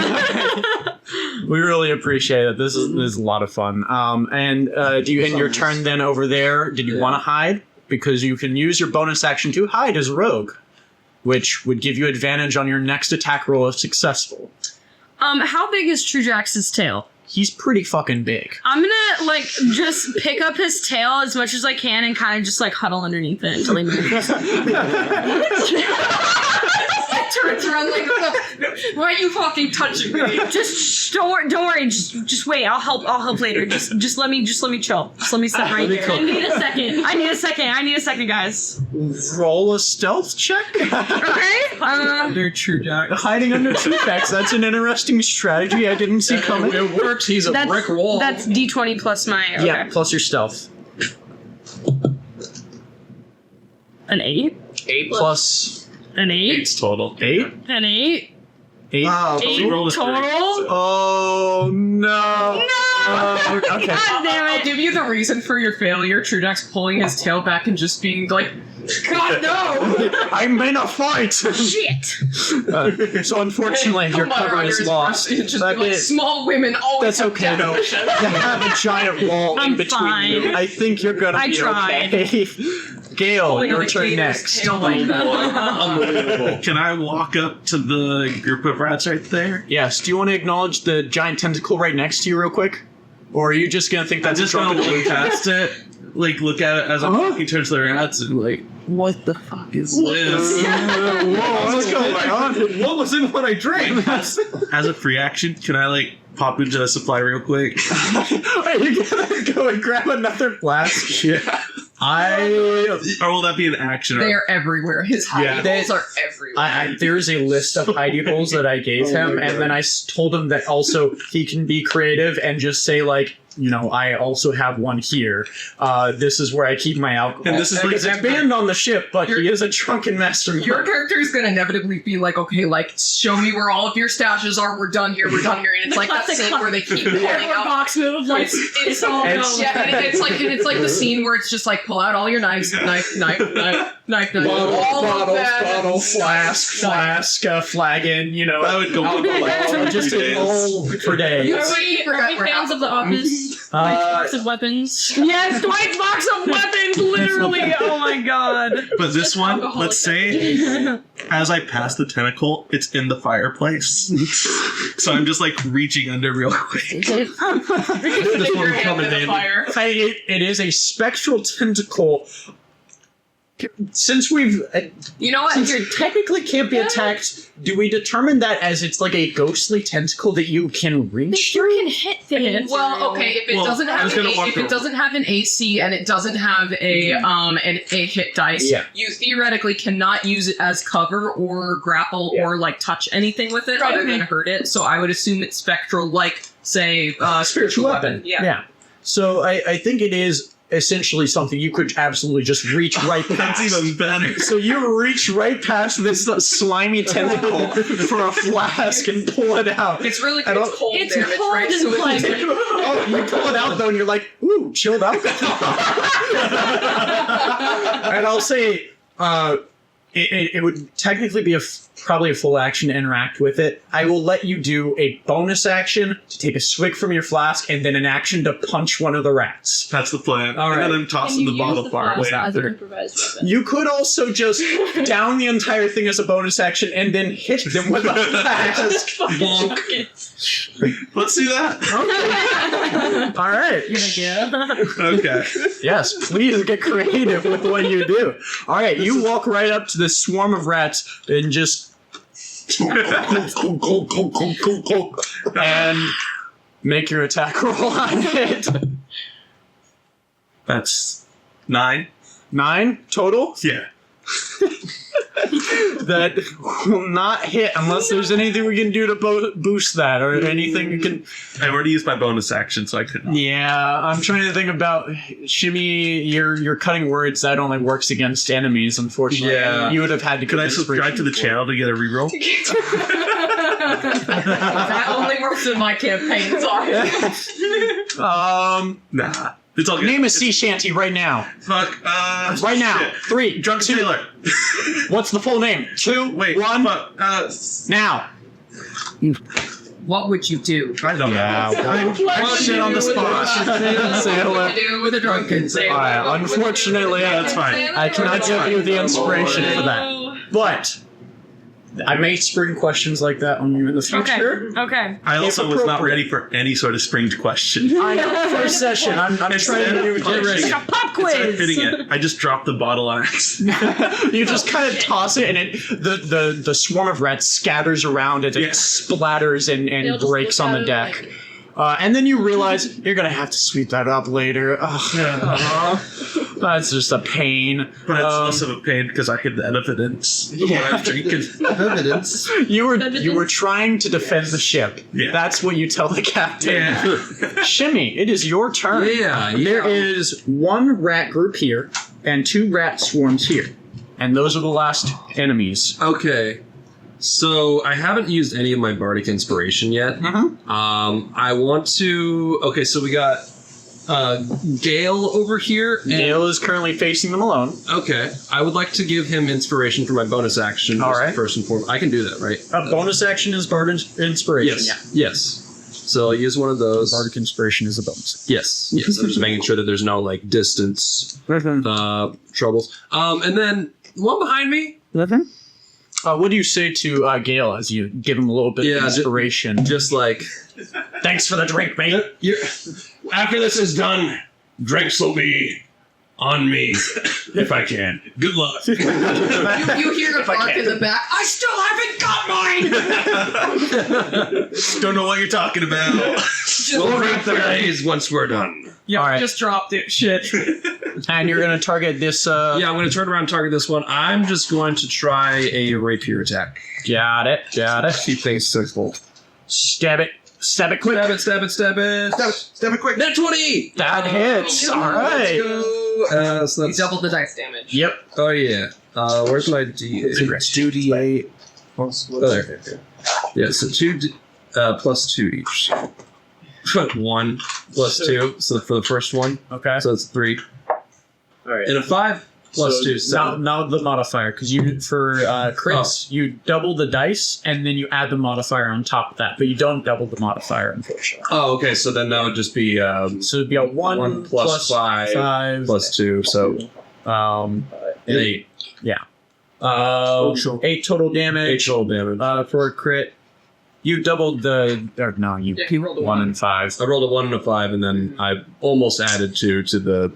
Yeah. 5. All right, 8 damage. Yep, you still do a fair hit to the swarm. You skewer a couple of them on your rapier. Quick little stabby stab back. Quick little stabby stab. And more importantly, you gave that bardic inspiration out. That's just what in I case. really wanted to accomplish. And I also remind you of what cutting words does in case anyone else gets hit and they don't want to get hit. Because that is a reaction use of your bardic inspiration that can reduce an enemy's roll. That's right. Reactions where it's like they cast shield and they block an attack, or they use their opportunity attack to attack something running away from them. Yeah. Another use of your reaction is cutting words to be like, haha, nope. I And then see. you can deduct an enemy's hit. Okay. Okay, and that can yeah, so can that happen just... It's whenever someone gets attacked. I'm just letting you know Okay. for the future when it is the rat's turn Yeah. to watch out for that. Okay. All right. So Is that the end of your turn then? Yeah, that'll be the end of my turn. It's not the end. It's not your turn. Sorry, I was Oh. going to say swarm of rats turn. Oh. Okay. Shouldn't have named your character after an S. You should have seen that coming. Swarm of rats, first session every time. All right, Gale. Swarm of rats. Since you're there, they are now going to swarm you, as they are rats and not very smart. They will be making attacks with advantage, unless there's anything that gives them disadvantage. I don't think there is. All right. One of them is a 17 to hit. 17 meets, right? I think so. Yeah. Yeah. Meets It's the highest one of these fuckers have hit against you. So, Yeah. I would certainly hope so. Because the next one definitely doesn't hit. That one is the weaker of the two, so it does less damage, actually. Just minimum damage of 1! As one singular rat climbs onto your ankle and bites down really hard. But it doesn't really bite all that hard, and the rest of them just seem to be swarming around. Yeah, it hurts a lot more for you. Yeah. But that is the end of those two's turn. The other one is currently trapped in a corner and very scared for its life. Its friend just got stabbed. See, because it's a swarm, it can go through spaces, which means it could go straight through Trujex and attack pretty much anyone in this area if it wanted, provided it provokes opportunity attacks. So I'm going to roll 1, 2, 3, 4, a d4, and that will determine who the rats attack. 1, 2, 3, 2. So Trujax gets attacked. It's okay. Attack the tank. No advantage, I assume. Nope, I'm not reckless. God, you have not reckless. I'm waiting It's just for rats. it. I know it's just rats. Does a 7 hit? No. Yeah, that would be the end of this swarm of rats' turn as they 37 HP, now 25. realize. Now they realize, oh fuck, and they start squirming away. So- You can make an opportunity attack, both of you, Opportunity- Trujax and Shimmy. Okay. Opportunity attack. As they will 11 go. plus 4, 15. 15 for me. 15, like 30. Okay, yeah, they're going to retreat and try and help out their other rat swarm brethren. You hit for 15. 15. 14. Okay, 14. Both hit. Roll your damage. All right, 8 damage. 8 damage and 4 damage total. 4 damage total. They are still alive. Fuck. They have escaped for now. And that brings us down to Trujax's turn, though, conveniently. All right, what's left? 3 swarms of rats have now surrounded Gale. All right, Trujax is going to book it over there. All right. I think you have 5, 10, 15, 20. Turns out all these Which one's the most mucked up? They are all. One of them is just like a singular rat left. Okay, the other I one is the will- one you can that just one make attacked and looks a little Can that roughed one up. make a dex save then? The one that's just a single rat? Sure. Oh right, how do you want to do it? Because they have 1 HP. Oh, right. Yeah, you do its maximum um, HP. I will describe that after I make my second attack. How about this? Sounds good. So I will make my second attack against the whatever's closest. That do you want to do the other one that's hurt? Sure. All right, that one That's is the going one to be you an already 18 targeted. to 24 to hit. That'll hit. Do damage. And for the damage, that's going to be 16 damage. 6. How do you want to do it? What I want to do is that singular rat, I'm going to use the broadside of my axe to golf swing it into the other group of rats. You should charge it with electricity. So Yeah. you go, "Four," and then just slam it, and it supercharges the rat into an electric rat. It's a Pikachu. Oh my god. Tackle. The axe cackles with a little bit of electric energy, and it electrifies the golf ball of a rat that it barrels towards the other swarm. Volt tackle. Oh my Rat god. bowling? Yeah, rat bowling. Alright, you kill 2 swarms of rat with 1 swing, and now there is 1 swarm of rat left. Do you have anything else to kill it? Or is that the end of your turn? Unfortunately, I think that is the only thing I can do, because I did my action and my bonus. Doctor, give me the news. There's a swarm of rats all over the news. I give my heavy crossbow. They all I have take opposing aim views. at the last swarm, and I make a prayer to Tyr, Okay. Torm, Yes. Silmater, Yes. Bahamut. A whole lot. This takes a while. And he bless. The greater blessed. Blessed revived. He I channels, think it was less just to be sure. he channels divinity for a guided strike. Activated. gonna make sure this rat dies. I pray to God that this bullet hits. Alright. That's a 12 to hit. That hits. Because I rolled a 2. What's the Alright. damage? Oh, we'll find out, won't we? Yeah. 2. That'd be fun. 17. How do you want to finish off the rat Yes. infestation? I take my time, I wait, I channel my multiple gods, Mm-hmm. and I see the perfect moment. All the rats seem to line up. You impale all of them with a cup He goes, and they all hit the wall. They all slam into the drawers here and are impaled against it. And I'll say that as this ends, you all hear thump, thump, thump as steps come down the stairs. Looks like, Trumax pulls up his pants.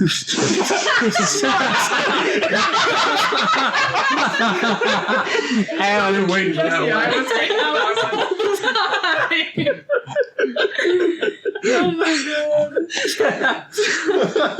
and I'm gonna set the scene, and then I gotta go to the bathroom, so I'll pause and we'll take a break to cool off for a minute, and then we got one more scene, and then we're done for the night. We'll wrap it up.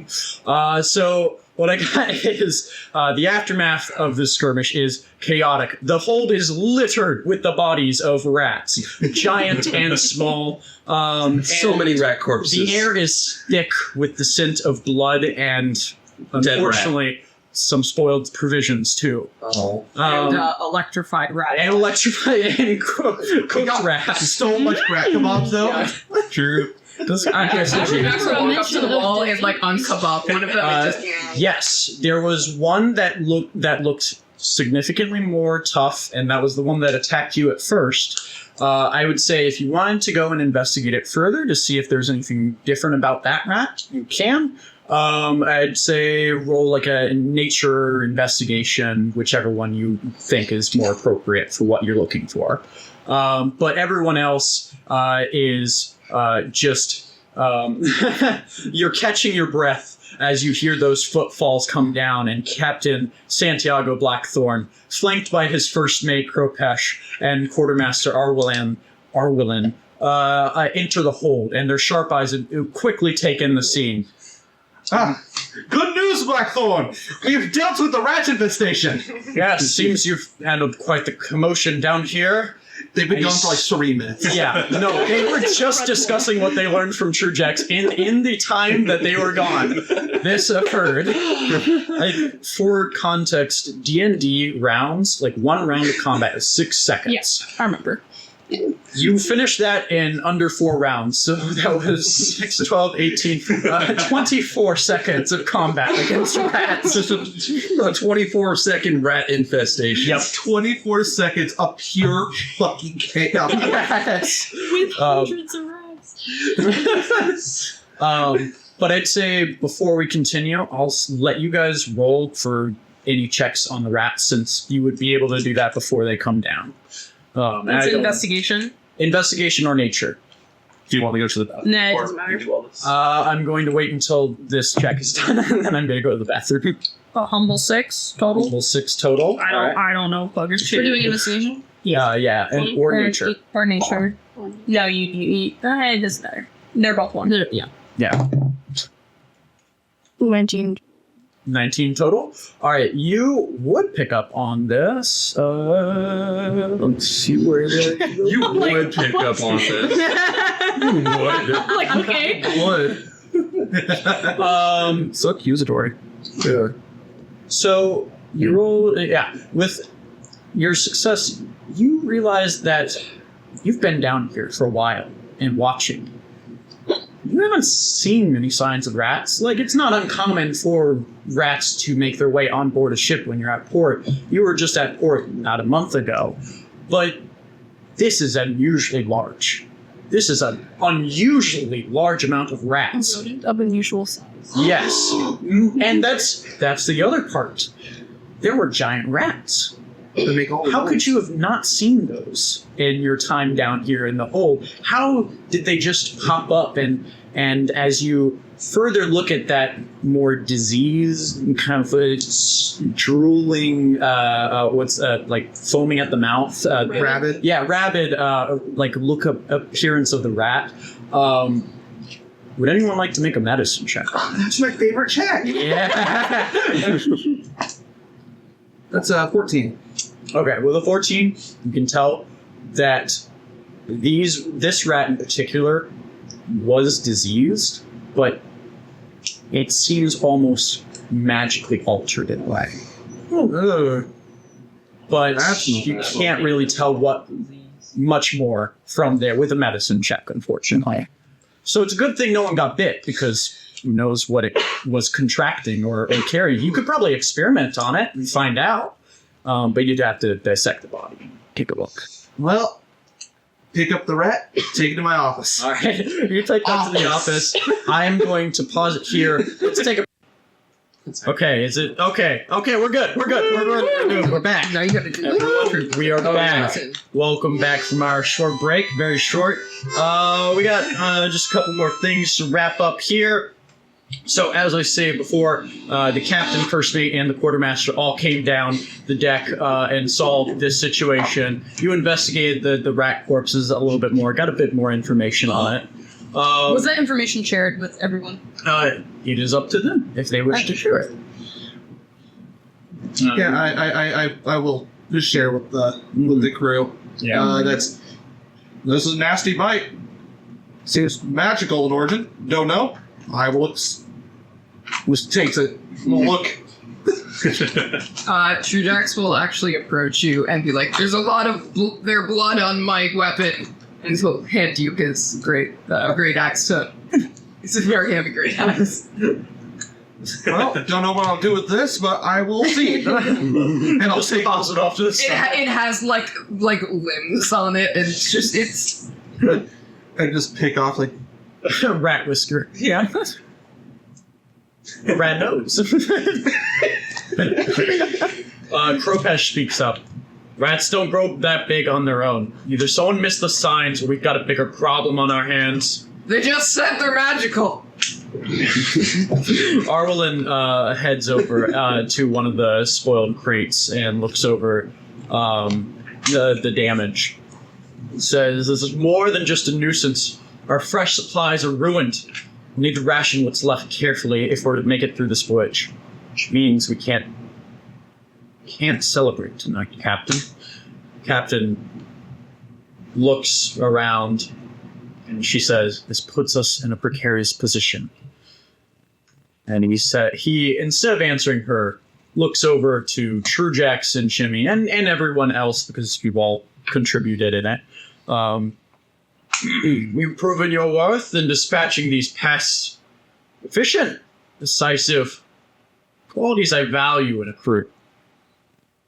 We're short-handed, especially after the recent unpleasantness. I can use capable hands like yours. I'll offer you a place on this ship. Serve under my flag, and you'll get your share of whatever prize we take on this voyage. Trujax will, blink for a second, clearly caught up on one part of what he said. What's this about rations? He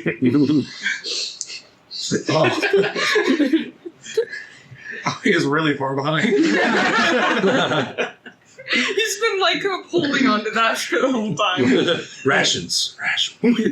Wait, what's this? Arlen speaks up. The rat's blood is in some of our bread and meat. It's probably infected now. We can't use it, or we'll risk more disease.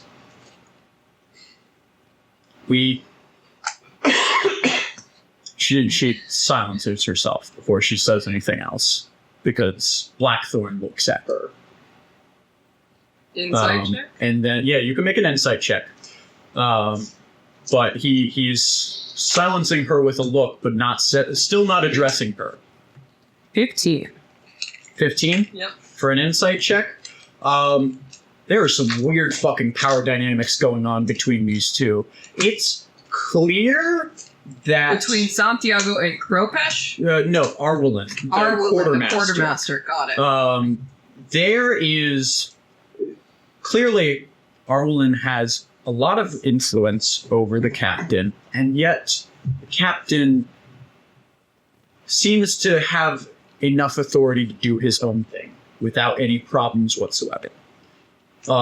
You don't really get the full context of this weird dynamic. Knows their tribe is unstable. Yes, that is what you pick up from this. But Blackthorn says to you, think it over. The seas are dangerous and there's more safety in numbers. Better to be part of a crew than drift as castaways.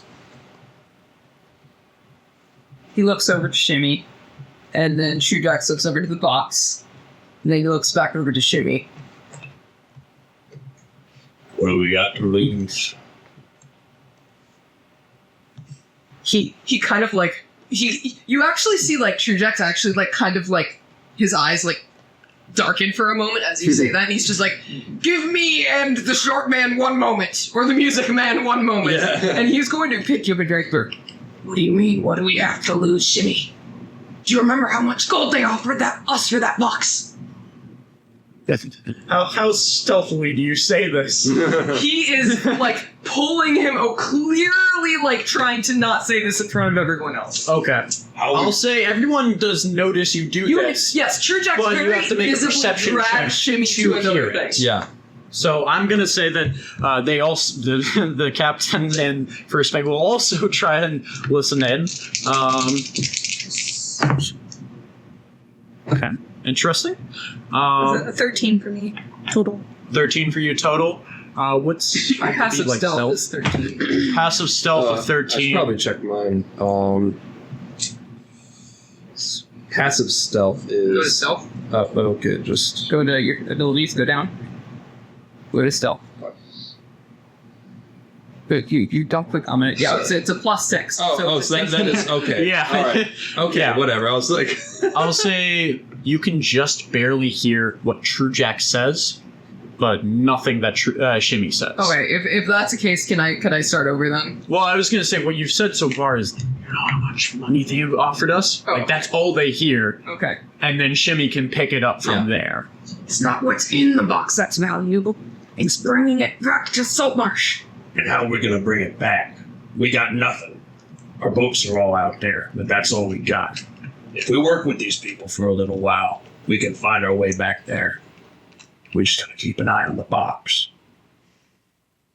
Fine. But And he carefully looks over towards the box again. I don't know what's in it. But they seem to be very interesting. I don't know either. Curiosity's killed many a cat in my day. But I can't help but be curious. How many cats died? So you can, like, turn around and just say, yeah, just like, Fine, we'll do it. But I must ask, what kind of bounties are we going for here? Arlen looks like she's about to speak up, but Santiago finally turns to her and silences her and says, enough! The crew's restless. They need purpose. A goal to set their sights on. If we don't give it to them, they'll hear about the spoiled supplies soon enough and start wondering why they should stay loyal. Her mouth tightens. As you wish, Captain. He gives another nod. Good! We'll gather in the galley for supper. There I'll make the announcement. It's time this crew knew the direction we're sailing in. And he turns and heads out. But he's going to be making an announcement of where you guys are going tonight at the galley. Mm-hmm. And also, food. Lots of good food at the galley. Is this right now, or is this the bed? He is heading off to the galley right now. Okay.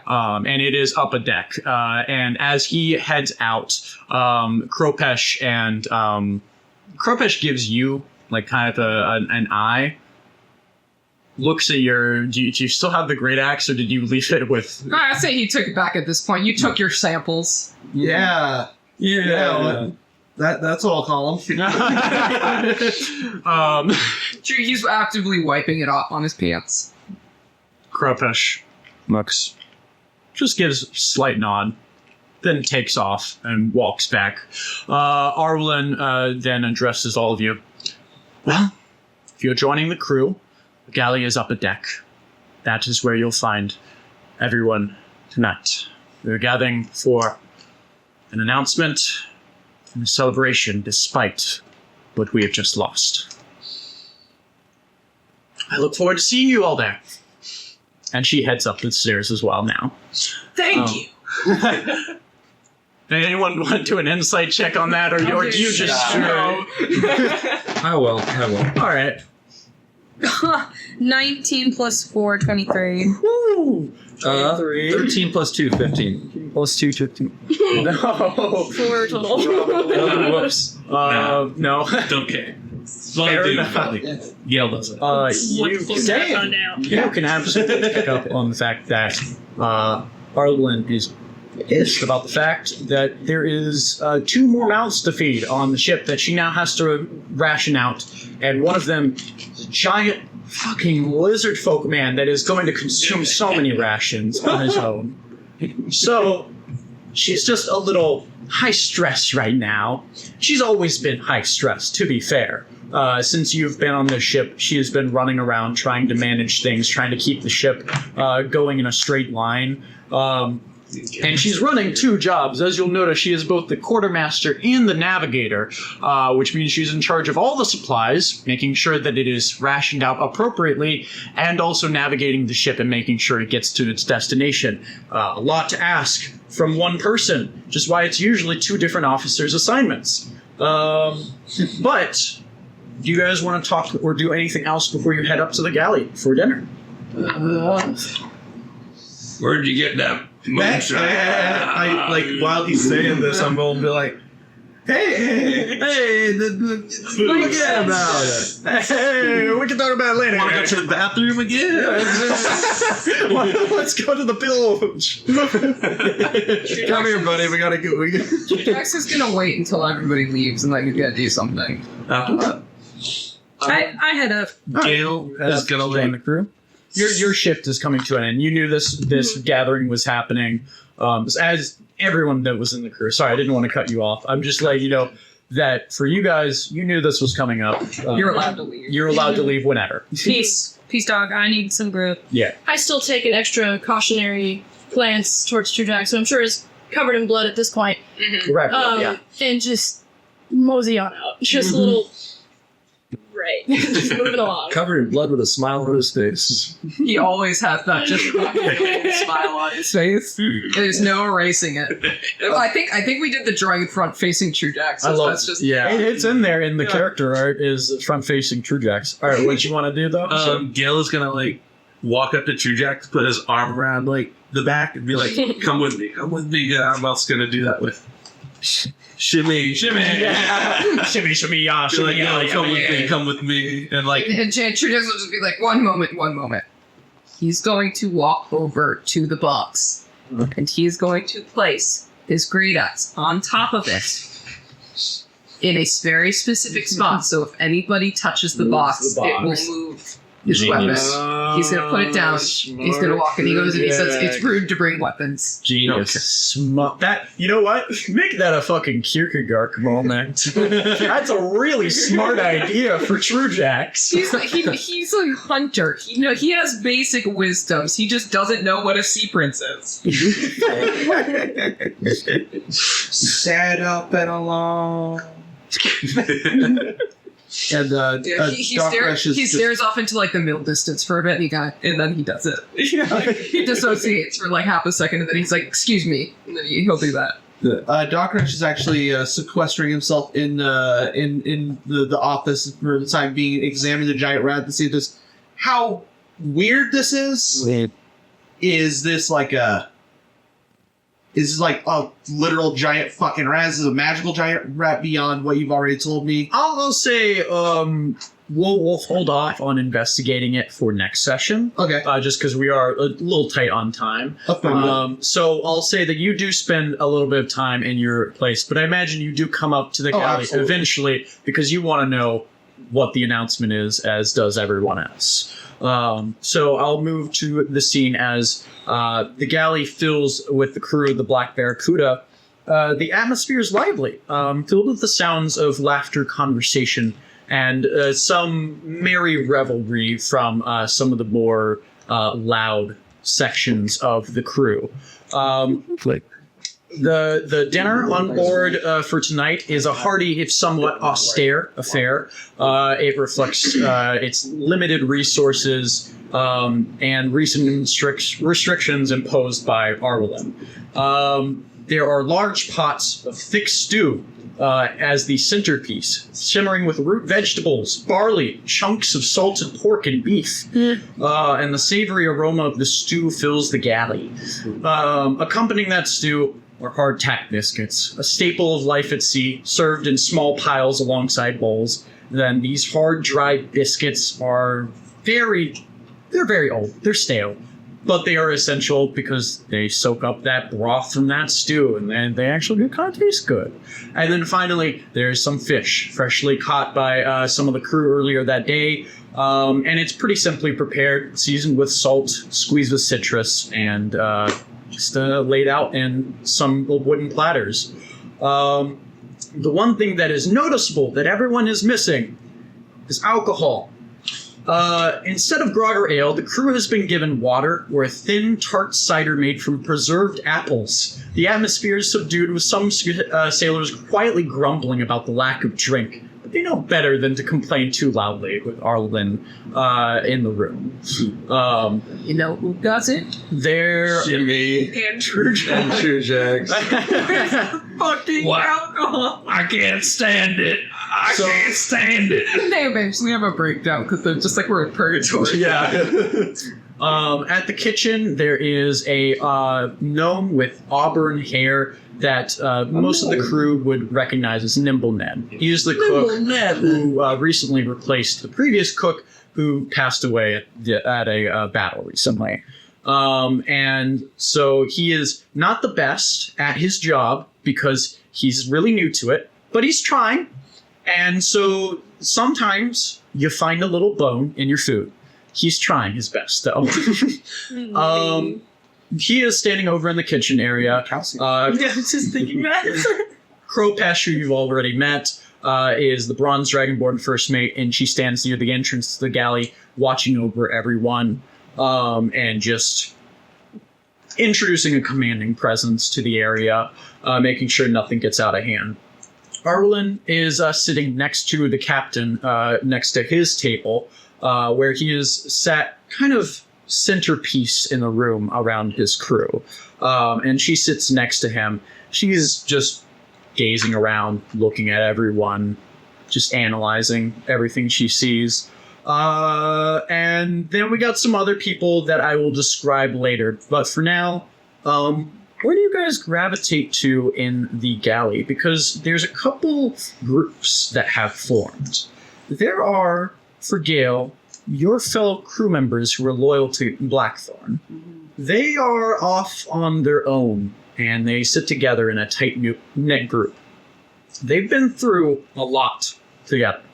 And real quick, before we get up there, I pull these two to the side. Yeah. And like in this corner before we're going up. Okay. I'm like, here's a little bit of a thank you for helping clear the rats. And I pull out some moonshine for you guys. And I'm like, I didn't tell you this, but we gotta be a little bit hush hush about this because what happened to the alcohol in the ship.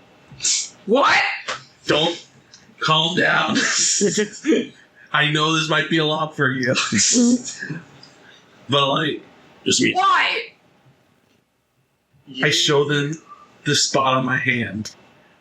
We're kind of in a bit of a predicament, but like, we'll tell you later. Should I do?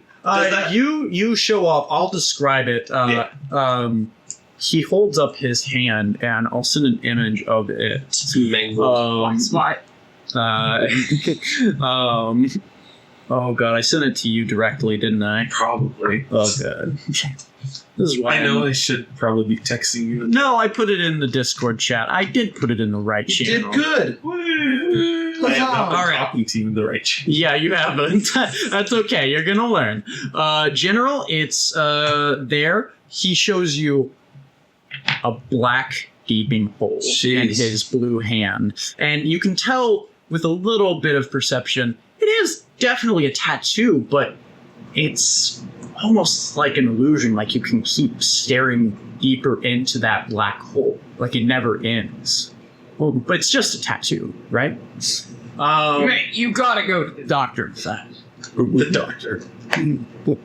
Okay, I will. But The doctor also has a black spot, to be fair. that's gotta be painful, right? Yeah, jeez.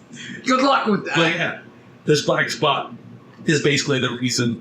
I'll tell you more later, but you just gotta help us. Yeah, give us that fix. After I finish a battle, if I don't get a drink, bad things happen. My bones start to creak. Everything starts to ache. I'll start to feel like I'm shitting bricks. And then I'll run. I've seen it. It looks like he's got spirits in him. Don't You have worry. anything else to say? Because No, I mean, that was pretty much it. Can I roll a persuasion check to go up to the group and be like, yo, I'll help you fight the rats too. Can I get a little moonshine? Oh, shit. so you want to? I want to go mingle with the new people Okay. that I fought the rats with. So they are just outside the galley. They didn't go in yet. Can I roll a perception and persuasion check? Yeah. Do a perception check to see if you spot them. Because it's not. I guess it is a little bit known. Yeah, within it's not a certain common numbers. secret. You do not want this getting out too. Give me some moonshine. Yes. 9 plus 4 or 13. Okay, I'd say with that, you do notice them stop before they go in. And then persuasion, can I just You go up can to Gale listen and be in. like, I mean, now would be a good time to be like, hey, what are you talking about? And Yeah. like, Hey, what's going on, friend? hey, Gale, what you got there? What you doing? What you doing with the new people? we are not allowed to have alcohol here. Interesting, True Jacks. That's some nice information to have. You knew that You knew already. that. You've been here long enough. However, We're not allowed True Jacks. That was more of like Spouting that out. like Yeah. being sarcastic. Yeah. Like, oh, I didn't know that. yeah, thanks, True Jack. That's just nonsense. Yes, correct. I was just giving them the rundown. Yeah, no alcohol on the ship. That's true. Said. No alcohol, eh? Yeah. I hear you got a little stab from. Do you want to try to make like a sleight of hand? Yeah, get sleight out of his hand. maybe. Okay. And like True Okay. because he is holding that moonshine in his hand. 14. 14. I don't know. What do you want? Would that be a grapple check or something? Probably For, a like, grapple check. Snap something from someone's hand. Could I have it with advantage because I'm an alcoholic? I mean, You protect your I would personally, I would rule that against passive perception. What is your Oh. passive perception? I'm 16. Not enough. Yeah, not enough. So unfortunately, he does see you try and slip and grab that bottle from him. But do you say like anything else to him to accuse him? Because you're pretty sure. I think it's a reasonable assumption anyone could make. the odor that covers you, Gale, a shark 300 feet underneath the ocean could smell. Oh, shit, you would know.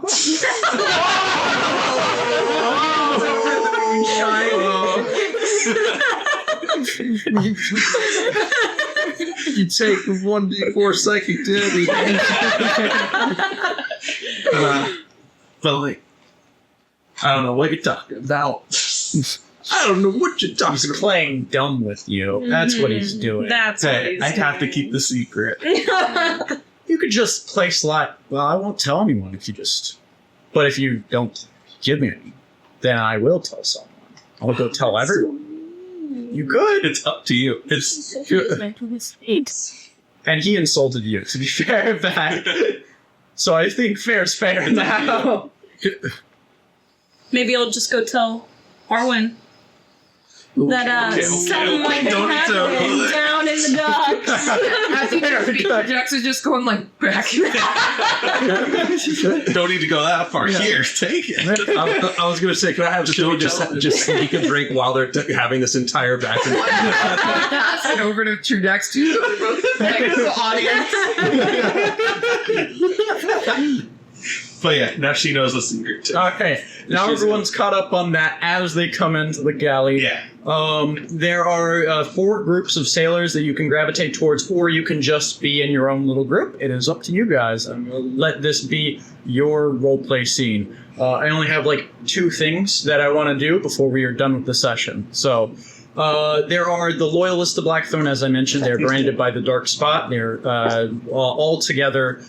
They are being led in a... they're being led by a tall human man with red, shocking hair that just comes down his head, and he is singing a raucous sea shanty with the other loyalists that they all seem to recognize and participate in as well. Then there are the loyalists to Keeland, who would be more towards yours. These are soldiers who have been placed on board the ship. They are more garrison, they have soldier outfits, and they are also together, but they are a much more uniform and formal group than the other ones. Next is the opportunistic privateers like you, who are fresh from the ports, and they are the loudest group in the galley. They have joined this crew for the promise of wealth and adventure, and their enthusiasm is palpable. They laugh loudly and they joke with each other and seem to care little for the underlying tensions. And they're mostly just here for get rich quick. And some moonshine. And well, they haven't really gotten that, to be fair. Me some moonshine. You got some moonshine, yes. Finally, we have the impressed sailors. These were the ones who were forced into service aboard the ship, and they are the most subdued. They sit together near the edges of the room, and they look around with wary and uncertain gazes. Sailors? Is that us? Impressed sailors. Oh, Empress. These are ones who were forced onto the crew against I their thought you will. meant like Empress, as in like the boat. I'm just like, wait, there were people. No. Impressed, as in they were pressed into service. Got it. There is a grizzled dwarf who is actually regaling a couple of them with tales of past battles, and his voice booms with pride as he talks to them all. But they seem reluctant. They were warming up to his story. He's got that infectious enthusiasm, but he is talking to what are essentially slaves on the ship. Yeah. And those are the big groups. So you guys can sit wherever you wish, have any conversations in here, eat whatever you want, and then I will move the scene along when you guys are done. Lauren, question here, not a True Jack's question. Is everyone else in here too? Yes. Everyone that's a crew or officer, everyone is gathered here. Not even people are on watch right now. This is a total crew gathering for an announcement, and also good food. All right. True Jack's is going to go through the line to get his food. Right, it's sitting on the tables. It's already been helped out. However, you could go up to the cook itself and get like a bigger bowl or something. Yeah, True Jack would like to stare at what he's given and then just It like is wait. small for you. He's just going to wait and stare at the cook until they like put more on. Can I do intimidation? Intimidate Nimble Ned? Just Not by Nimble Ned. just by standing there. I'd say you don't need. Just use your passive intimidation. Okay. Because you are just a looming presence, and you He are doesn't need towering over this small gnome. And looking just down. he's been kind of running all around trying to make sure everything is stocked up. Everyone's got food. He runs over to you. Oh, what can I? Oh, good. Geez, me, you scared me there. What can I get for you? A bowl of what? A bowl of fish, bowl of stew, bowl of beef and fish. I mixed them Whatever together. you can give me the most of. Oh, okay. I can give it all in one big bowl. And he pulls out like a pretty big mixing bowl from behind the counter, and is like, "Would this fit for you?" I'll take it. You should just take the bowl. He hasn't even put anything in it yet. Yeah. He just gave you the bowl. Yeah. And he's like, okay, well, enjoy the food, I guess. Well, who are you again? I have never seen you before. True Jack's the one-toothed. True Jacks. How'd you get that name, True Jacks? Oh, when I was just a wee little juvenile, I was given this name after stealing teeth from the brothers I killed. You stole one tooth from all your brothers, or you left them with one tooth? Both. Well, okay then. I'm Nimble Ned. He holds out a very He like tiny lifts paw. Nimble Ned as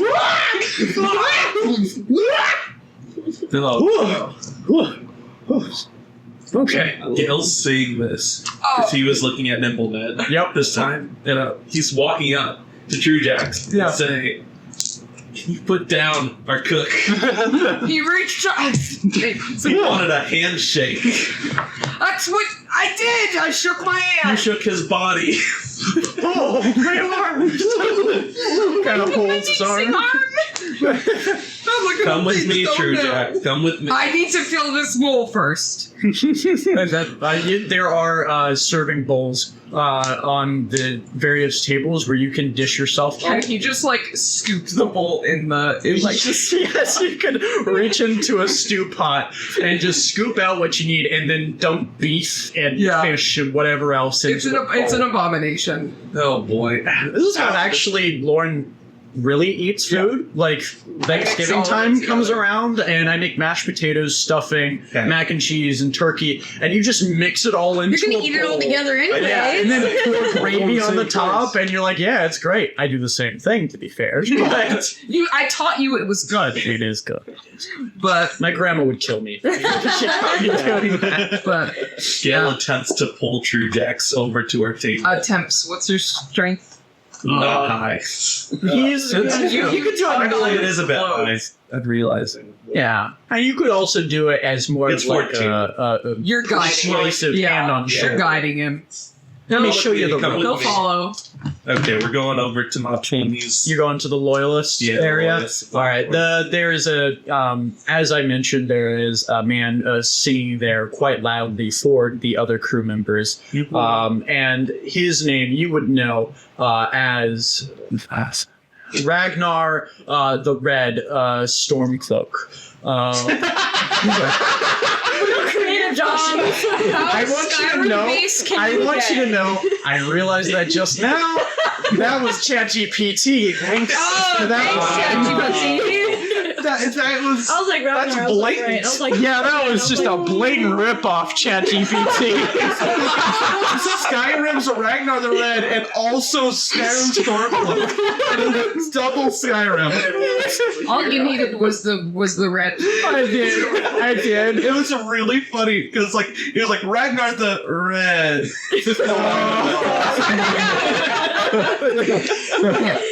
Oh my god. Might have been just copy and pasting that one. It's all good. Funny. But his red hair and beard are unkempt. There's a wild energy to him, though he's careful not to let his revelry spill into disorder, as he is kind of gathering all of his friends together to sing another shanty. Which one do I think they're going to be singing today? Oh, they're going to be singing Captain Morgan tonight.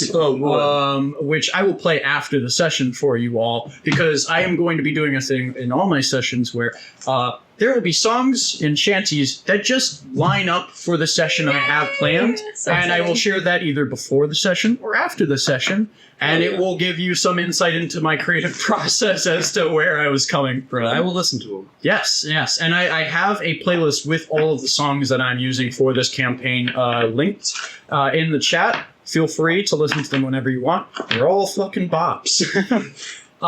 But so we have you and True Jacks. Shimmy, are you joining True Jacks as well? I suppose. All Yeah. right, sticking with your buddy. Yeah, I'm just sticking with the people I know. The Shantyman's over there. The shanty, yeah. If we're sitting by where the shanty man is going, then that's even better. That's Ragnar right there. He's the Ragnar's the one who's been telling stories. No, that would be the dwarvish man. He was over okay. at the Impress Well, Sales. let's go talk to the shanty man. Yeah, Ragnar is at the loyalist table. So you guys go over there. Ragnar's the shanty man. Yeah. Ragnar makes Skyrim face. Skyrim. Yeah. So you go up to them. Do you listen to him perform? Do you participate? I can walk up while he's singing one of his songs, and then in between songs, I'd be like, You're a fellow shanty man, huh? You ever thought about having a harmonica player for your for your song? He's a little drunk. You did have 2 drinks. Yeah. Yes. Yeah. Do you introduce him as Ragnar when you bring him over? Yeah. Okay. Going over it. This is Ragnar. He's a shanty man. He loves to sing. He's also friendly. I think, right? He's friendly. Yes, he is a very friendly man. A little too friendly at times. He's got that infectious energy to him. He does, I will say, from your time on the ship, you know he has a rivalry with that other dwarf. There is some beef between them, but you don't really know what the deal is there. But that is what you know about him. But he says, harmonica? Oh, yeah, we could always use a harmonica. What shanties you know, man? I know, Mo. As much as I can play on this whole thing, I got a few of them in different keys. Well, you know Santiago? Of course I do. Oh, we love Santiago here. Don't we, Captain? And he calls out to the captain, and the captain kind of looks over. He's used to this, but rolls his eyes as he begins singing Santiago, which is another sea shanty that I will play after this session. Would you like to make a performance check? Sure, yeah. And I'll say you get advantage because you've got a lot of backup help here. Yeah. Hell yeah. Performance is +8. Holy shit. Shimmy's about to play his heart out. Plus he sucks. Just assist. Oh, it's a 10 + 8. 18? That is pretty damn Does good. the assist action give a additional or just Yeah, I got it. Action. and then up was guidance? Like, Yeah, guidance gives a D4 plus. Yeah. So you sing along with them, and it is quite the performance. Everyone, and even the people who don't really recognize the song, are kind of getting along to the beat. They like that tempo and the rhythm that they're singing at. Santiago, Santiago, the West like that. Yeah, exactly. and yeah, he's coming in with those little refrains in between the choruses. So it becomes quite the performance, and people are quite enjoying it. It lifts quite a few spirits. What are you and you? And I suppose you too. You should join sooner rather than later. I was like, damn, those rats really got me a grubbin'. So I just go ahead and sit down at my table with the other people who don't really want to be here but are being here because they just need money and shit. And I just sit down, a little buzz. Nobody can tell, but I feel good, baby. And I'm just grubbing, listening to the music, jamming along. Yeah, and you don't have to say anything. No. They'll occasionally chat you up, but for the most part, they're just enjoying the music and the merriment. And what are you? I sit with my group, but relatively more on the outside. Yeah. My interest is peaked. I like we're here. Tidbits of conversation when it occasionally dies down enough to catch a few words you said. I will say, are you eating food at the same time? Okay. I say before you listen in on any conversations, you actually have something that happens. The low hum of conversation and the clatter of wooden bowls against the tables filled the galley as you're eating your meal. And as you take a bite of the salted pork, you feel this familiar sensation brush against your consciousness, and that shoulder aches again and writhes just a tiny bit, but it's not nearly as intrusive as it was before. It's more like a presence just hovering over your shoulder. It's a gentle yet insistent presence, reaching out for you. You know what this is. You can allow the connection to form, and then I'll describe what you see from it. As you allow that connection to form, images begin to flow into your mind, fragmented and tinged with a mixture of curiosity, something else, something almost resembling envy. And you see the deep blue of the ocean surrounding the ship. The waves are gently lapping against the hull. Then the vision shifts again, back to your own perspective. But again, peering over your shoulder, so it's like you're detached, looking at your food. You see that food, the salted pork, the hardtack, the stew. It's through its eyes. The emotions are complex. Would you like to roll like an insight or any sort of, I don't know, any check that might determine what its intentions are, what it's trying to communicate with you? You said insight? Yeah, insight. 13. 13? With an 13, you can tell it's not hungry in the same way of like a starving creature. There's a sense of curiosity, longing, a desire to experience something new. A dumb arm. It wants your food. And you look behind you, and the galley has an open deck where the doors do lead out to kind of a quarter deck on the side of the ship that looks over the side. So, what would you like to do now? I want to oblige, but I can't look like a weirdo. You could absolutely do like a stealth or a sleight of hand to sneak away, or you could just I gotta. maybe do Oh like yeah, do sleight of hand. yeah. Yeah. Well. Yeah. Whoop. Doesn't count if it goes on the floor. Yeah. Sleight of hand. I guess. There's nothing funny. What? D20. D20. That's a D20. There you go. Ooh, 20. All right, with a 20. So you head over to the railing, leads over to the water, and no one notices. You kind of slink over, and what food do you throw over the side? All of it. Because there's salted pork, there's hardtack, and there's stew. You could throw all of it out there. Well, I mean, Chum the waters. Chum the what? or just shove your mouth full and then just toss the rest. Yeah, I think a few little bites. A little bit of everything. I'm not super hungry. You just get a little bit of But food yes. before you drop. Yes, I dropped the whole thing. Okay. It's all going in. And there's plenty of food to get more of. Sure, if you yeah, need to. don't care. It's all So going in. you drop your food first, maybe that hardtack if it's not that delicious to begin with. Then that salted pork, overly salted anyways. And the stew, very watery, and you dump it off into the ocean. And for a moment, there's nothing but the sound of the waves and a splash as the food hits the water. And you see, you want to make a perception check real quick, if you want to look down and see what's down there. 17. Okay, with a 17, yes, you also see a small flash, silver and black, just appear in the water for a brief moment. And then the food disappears, and it's very dark already, so it's difficult to see down there anyways. But you can feel a wave of satisfaction and gratitude. So, thank you. And whatever they are, for savoring the small treat they have just been offered.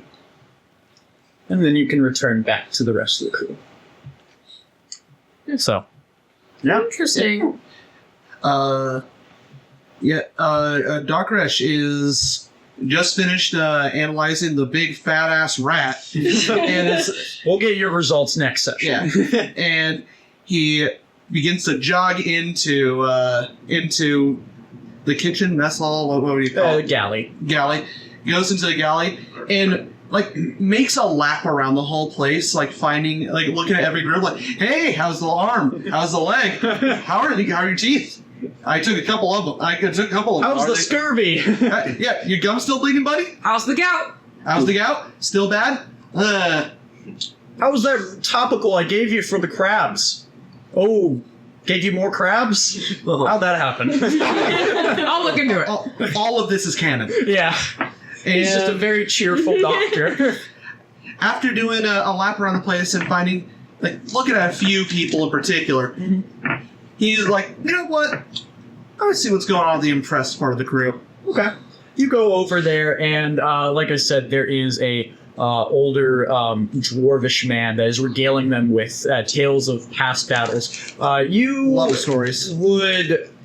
You've been here a while now, but you've never really caught his name. He's definitely one of the higher ranking people on the ship, but you just never really got his name.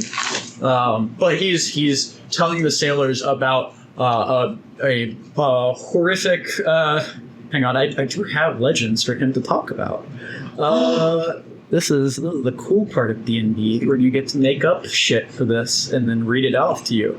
Yeah. All right. He's telling of the Endless Pursuit, a legendary ship that hunted the Black Barracuda for well over 3 years and then disappeared one night in a fog bank without a trace. Well, that's not true, because crew was never seen again, but the ship appeared later on, completely untouched. Whoa. So, that is the story he is telling at the table as you join the crew, as the impressed crew. And they seem to be enjoying the tale, more or less. Yeah, Doc Resh is being very enthusiastic with every twist and turn of this tale. This, like, whoa! Ha-ha! Oh. The dwarf would, at the end of this story, say, since then, it's said that any ship that tries to hunt the flagship Black Barracuda will find itself caught in an endless chase, doomed to vanish without a trace, swallowed by that same mysterious fog. Ooh. I certainly hope that's true. Oh. Yes, and you are the doctor, are you not? Yes, and you are the storyteller of name I do not know. Oh, you can call me Harlock. I'm just a humble dwarf. I'm the master at arms here on this ship. I'm in charge of boarding actions, which means I see my fair share of quite impressive battles. I'm there on the front line. I've survived dozens now. Interesting. But they're all interesting stories, and I love to share them with everyone. Brings up the spirits, you know? Yes, indeed. There's always one of them on the ships. Yeah, the tall tale teller. Doc Resh is staring at him. Yeah, he keeps, like, looking back at it. Like, it was already weird having one dragonborn on the ship, and he'd already gotten used to Kropesh as the first mate. But now there was a second one, and this one just stares at him now, and is very cheerful despite his condition. Harlock doesn't say anything, but he's like very wary of you and your demeanor, if that makes sense. That makes total sense, yeah. But if there's nothing else, I'm gonna move on to the last scene, then we'll wrap up the session. Cool. It ran longer than I expected, and I am sorry. It's just okay. All We're right. figuring it out. We're doing it live. This is how we learn. The murmurs of conversation and the clatter of eating utensils gradually quiet down as Captain Santiago Blackthorn stands back up. And he holds a nice glass, like a wine glass, but it has water in it because everyone is restricted right now. Okay. And he holds up a fork and dings it so that everyone hears him and quiets down. His eyes scan the room, taking in the very diverse and motley collection of sailors, soldiers, newly inducted crew members, including Trujax and Shimmy. He's drawing in his little notebook. The flickering lantern light dances across his weathered face, casting deep shadows that make his expression hard to read. His voice, when it came, was steady and carried an air of calm authority. First off, I'd like to welcome our newest crew members aboard, Trujax and Shimmy. Consider yourselves part of this crew now. Yeah. We all have a part to play, and I trust you'll find yours soon enough. Yeah. He pauses, another smile forms on his lip as he looks at you two, and looks at Trujax drawing in his notebook. He's Not like paying his name, and he's like, huh? But I know you're all wondering why we are here. What the purpose of this voyage is. Well, we've kept you in suspense long enough. There's some cheers from the crowd. Ah, yeah. And he says, yes. Should have told you immediately, but secrecy demanded that we not tell you until now. Our mission, and he looks at Arwelin, and looks back up, is nothing less than total war. War against the other sea princes who have ruled these waters for far too long. Immediately, unease and whispering kind of goes through the room. Anyone that knows anything about this region, other than Trujax, because of that check, knows the sea princes. They have ruled over this area of the ocean for 15 years now, and claimed territories that were once owned by Keelland. Blackthorn was a sea prince himself. He is declaring war on his own organization. Whoa. And it is very apparent from the tension that builds in the room as he lets it continue to build before continuing. Does anyone have any reactions before I continue? Shocked. Yeah, but you've probably interacted with a couple sea princes in your time. Not like really well, but you've seen their ships. You've seen them fight. They were allies. But they were also pirates. Yeah. Could I build on my initial insight check with this tribe is unstable? Like, Yes, what else can I please learn make from another this? insight check to, and more generally, get a sense of the entire crew now. Oof, that's a 3. He's too busy drawing. Okay, yeah, you're a little too preoccupied. You don't really notice the increase in tension. Cannot read the room. Yeah. Doctor's just getting excited. He's getting giddy. Yeah, More? That means more bodies. that is true. More people to help. More work for me. Elise, I'm getting quite nervous because I am only here to get gold for my poor ass family. And I will tell you, that was not what you signed up for. You did not. I did not want war. I just wanted to swashbuckle and get some fucking gold. So I have this kind of gaunt, worried look on my face, realizing the impending doom that I might die and leave my family alone. You look around at the other privateers that joined your table, you see a lot of the same expressions. A lot of them didn't know this.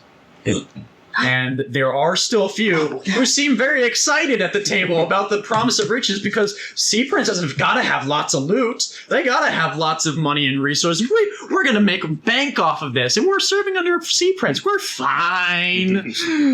The problem is all the other sea princes are exactly like Blackthorn. No, they're worse. No! You know what? The guy that was so soft he got kicked out. Shimmy has kind of a similar response, but more just disappointment, just like, Oh shit! This is what I got signed up for. I knew there was some catch to this Yeah. political trick. You would know that this was the mission the entire time. You're here to get away. So this works out. You don't really care. But I'd say that gives a good impression of what everyone is feeling. So Santiago will continue. Vigor Thross will be our first target. And his ship, the Dreadnought, is the first obstacle we will have to overcome. His voice is firm and resolute, but there is a lot of weight in these words. You know the Dreadnought. That is a one-ship fleet. There is a reason why, of all the sea princes, only Vigor Thross does not have a crewed fleet that he sails under. It's just one ship. Because the Dreadnought is that powerful on its own. Ooh. So this is not an easy ask for your first fight. And he says that. This won't be an easy fight. Thras is no fool, and the Dreadnought is a force to be reckoned with. But here's the thing.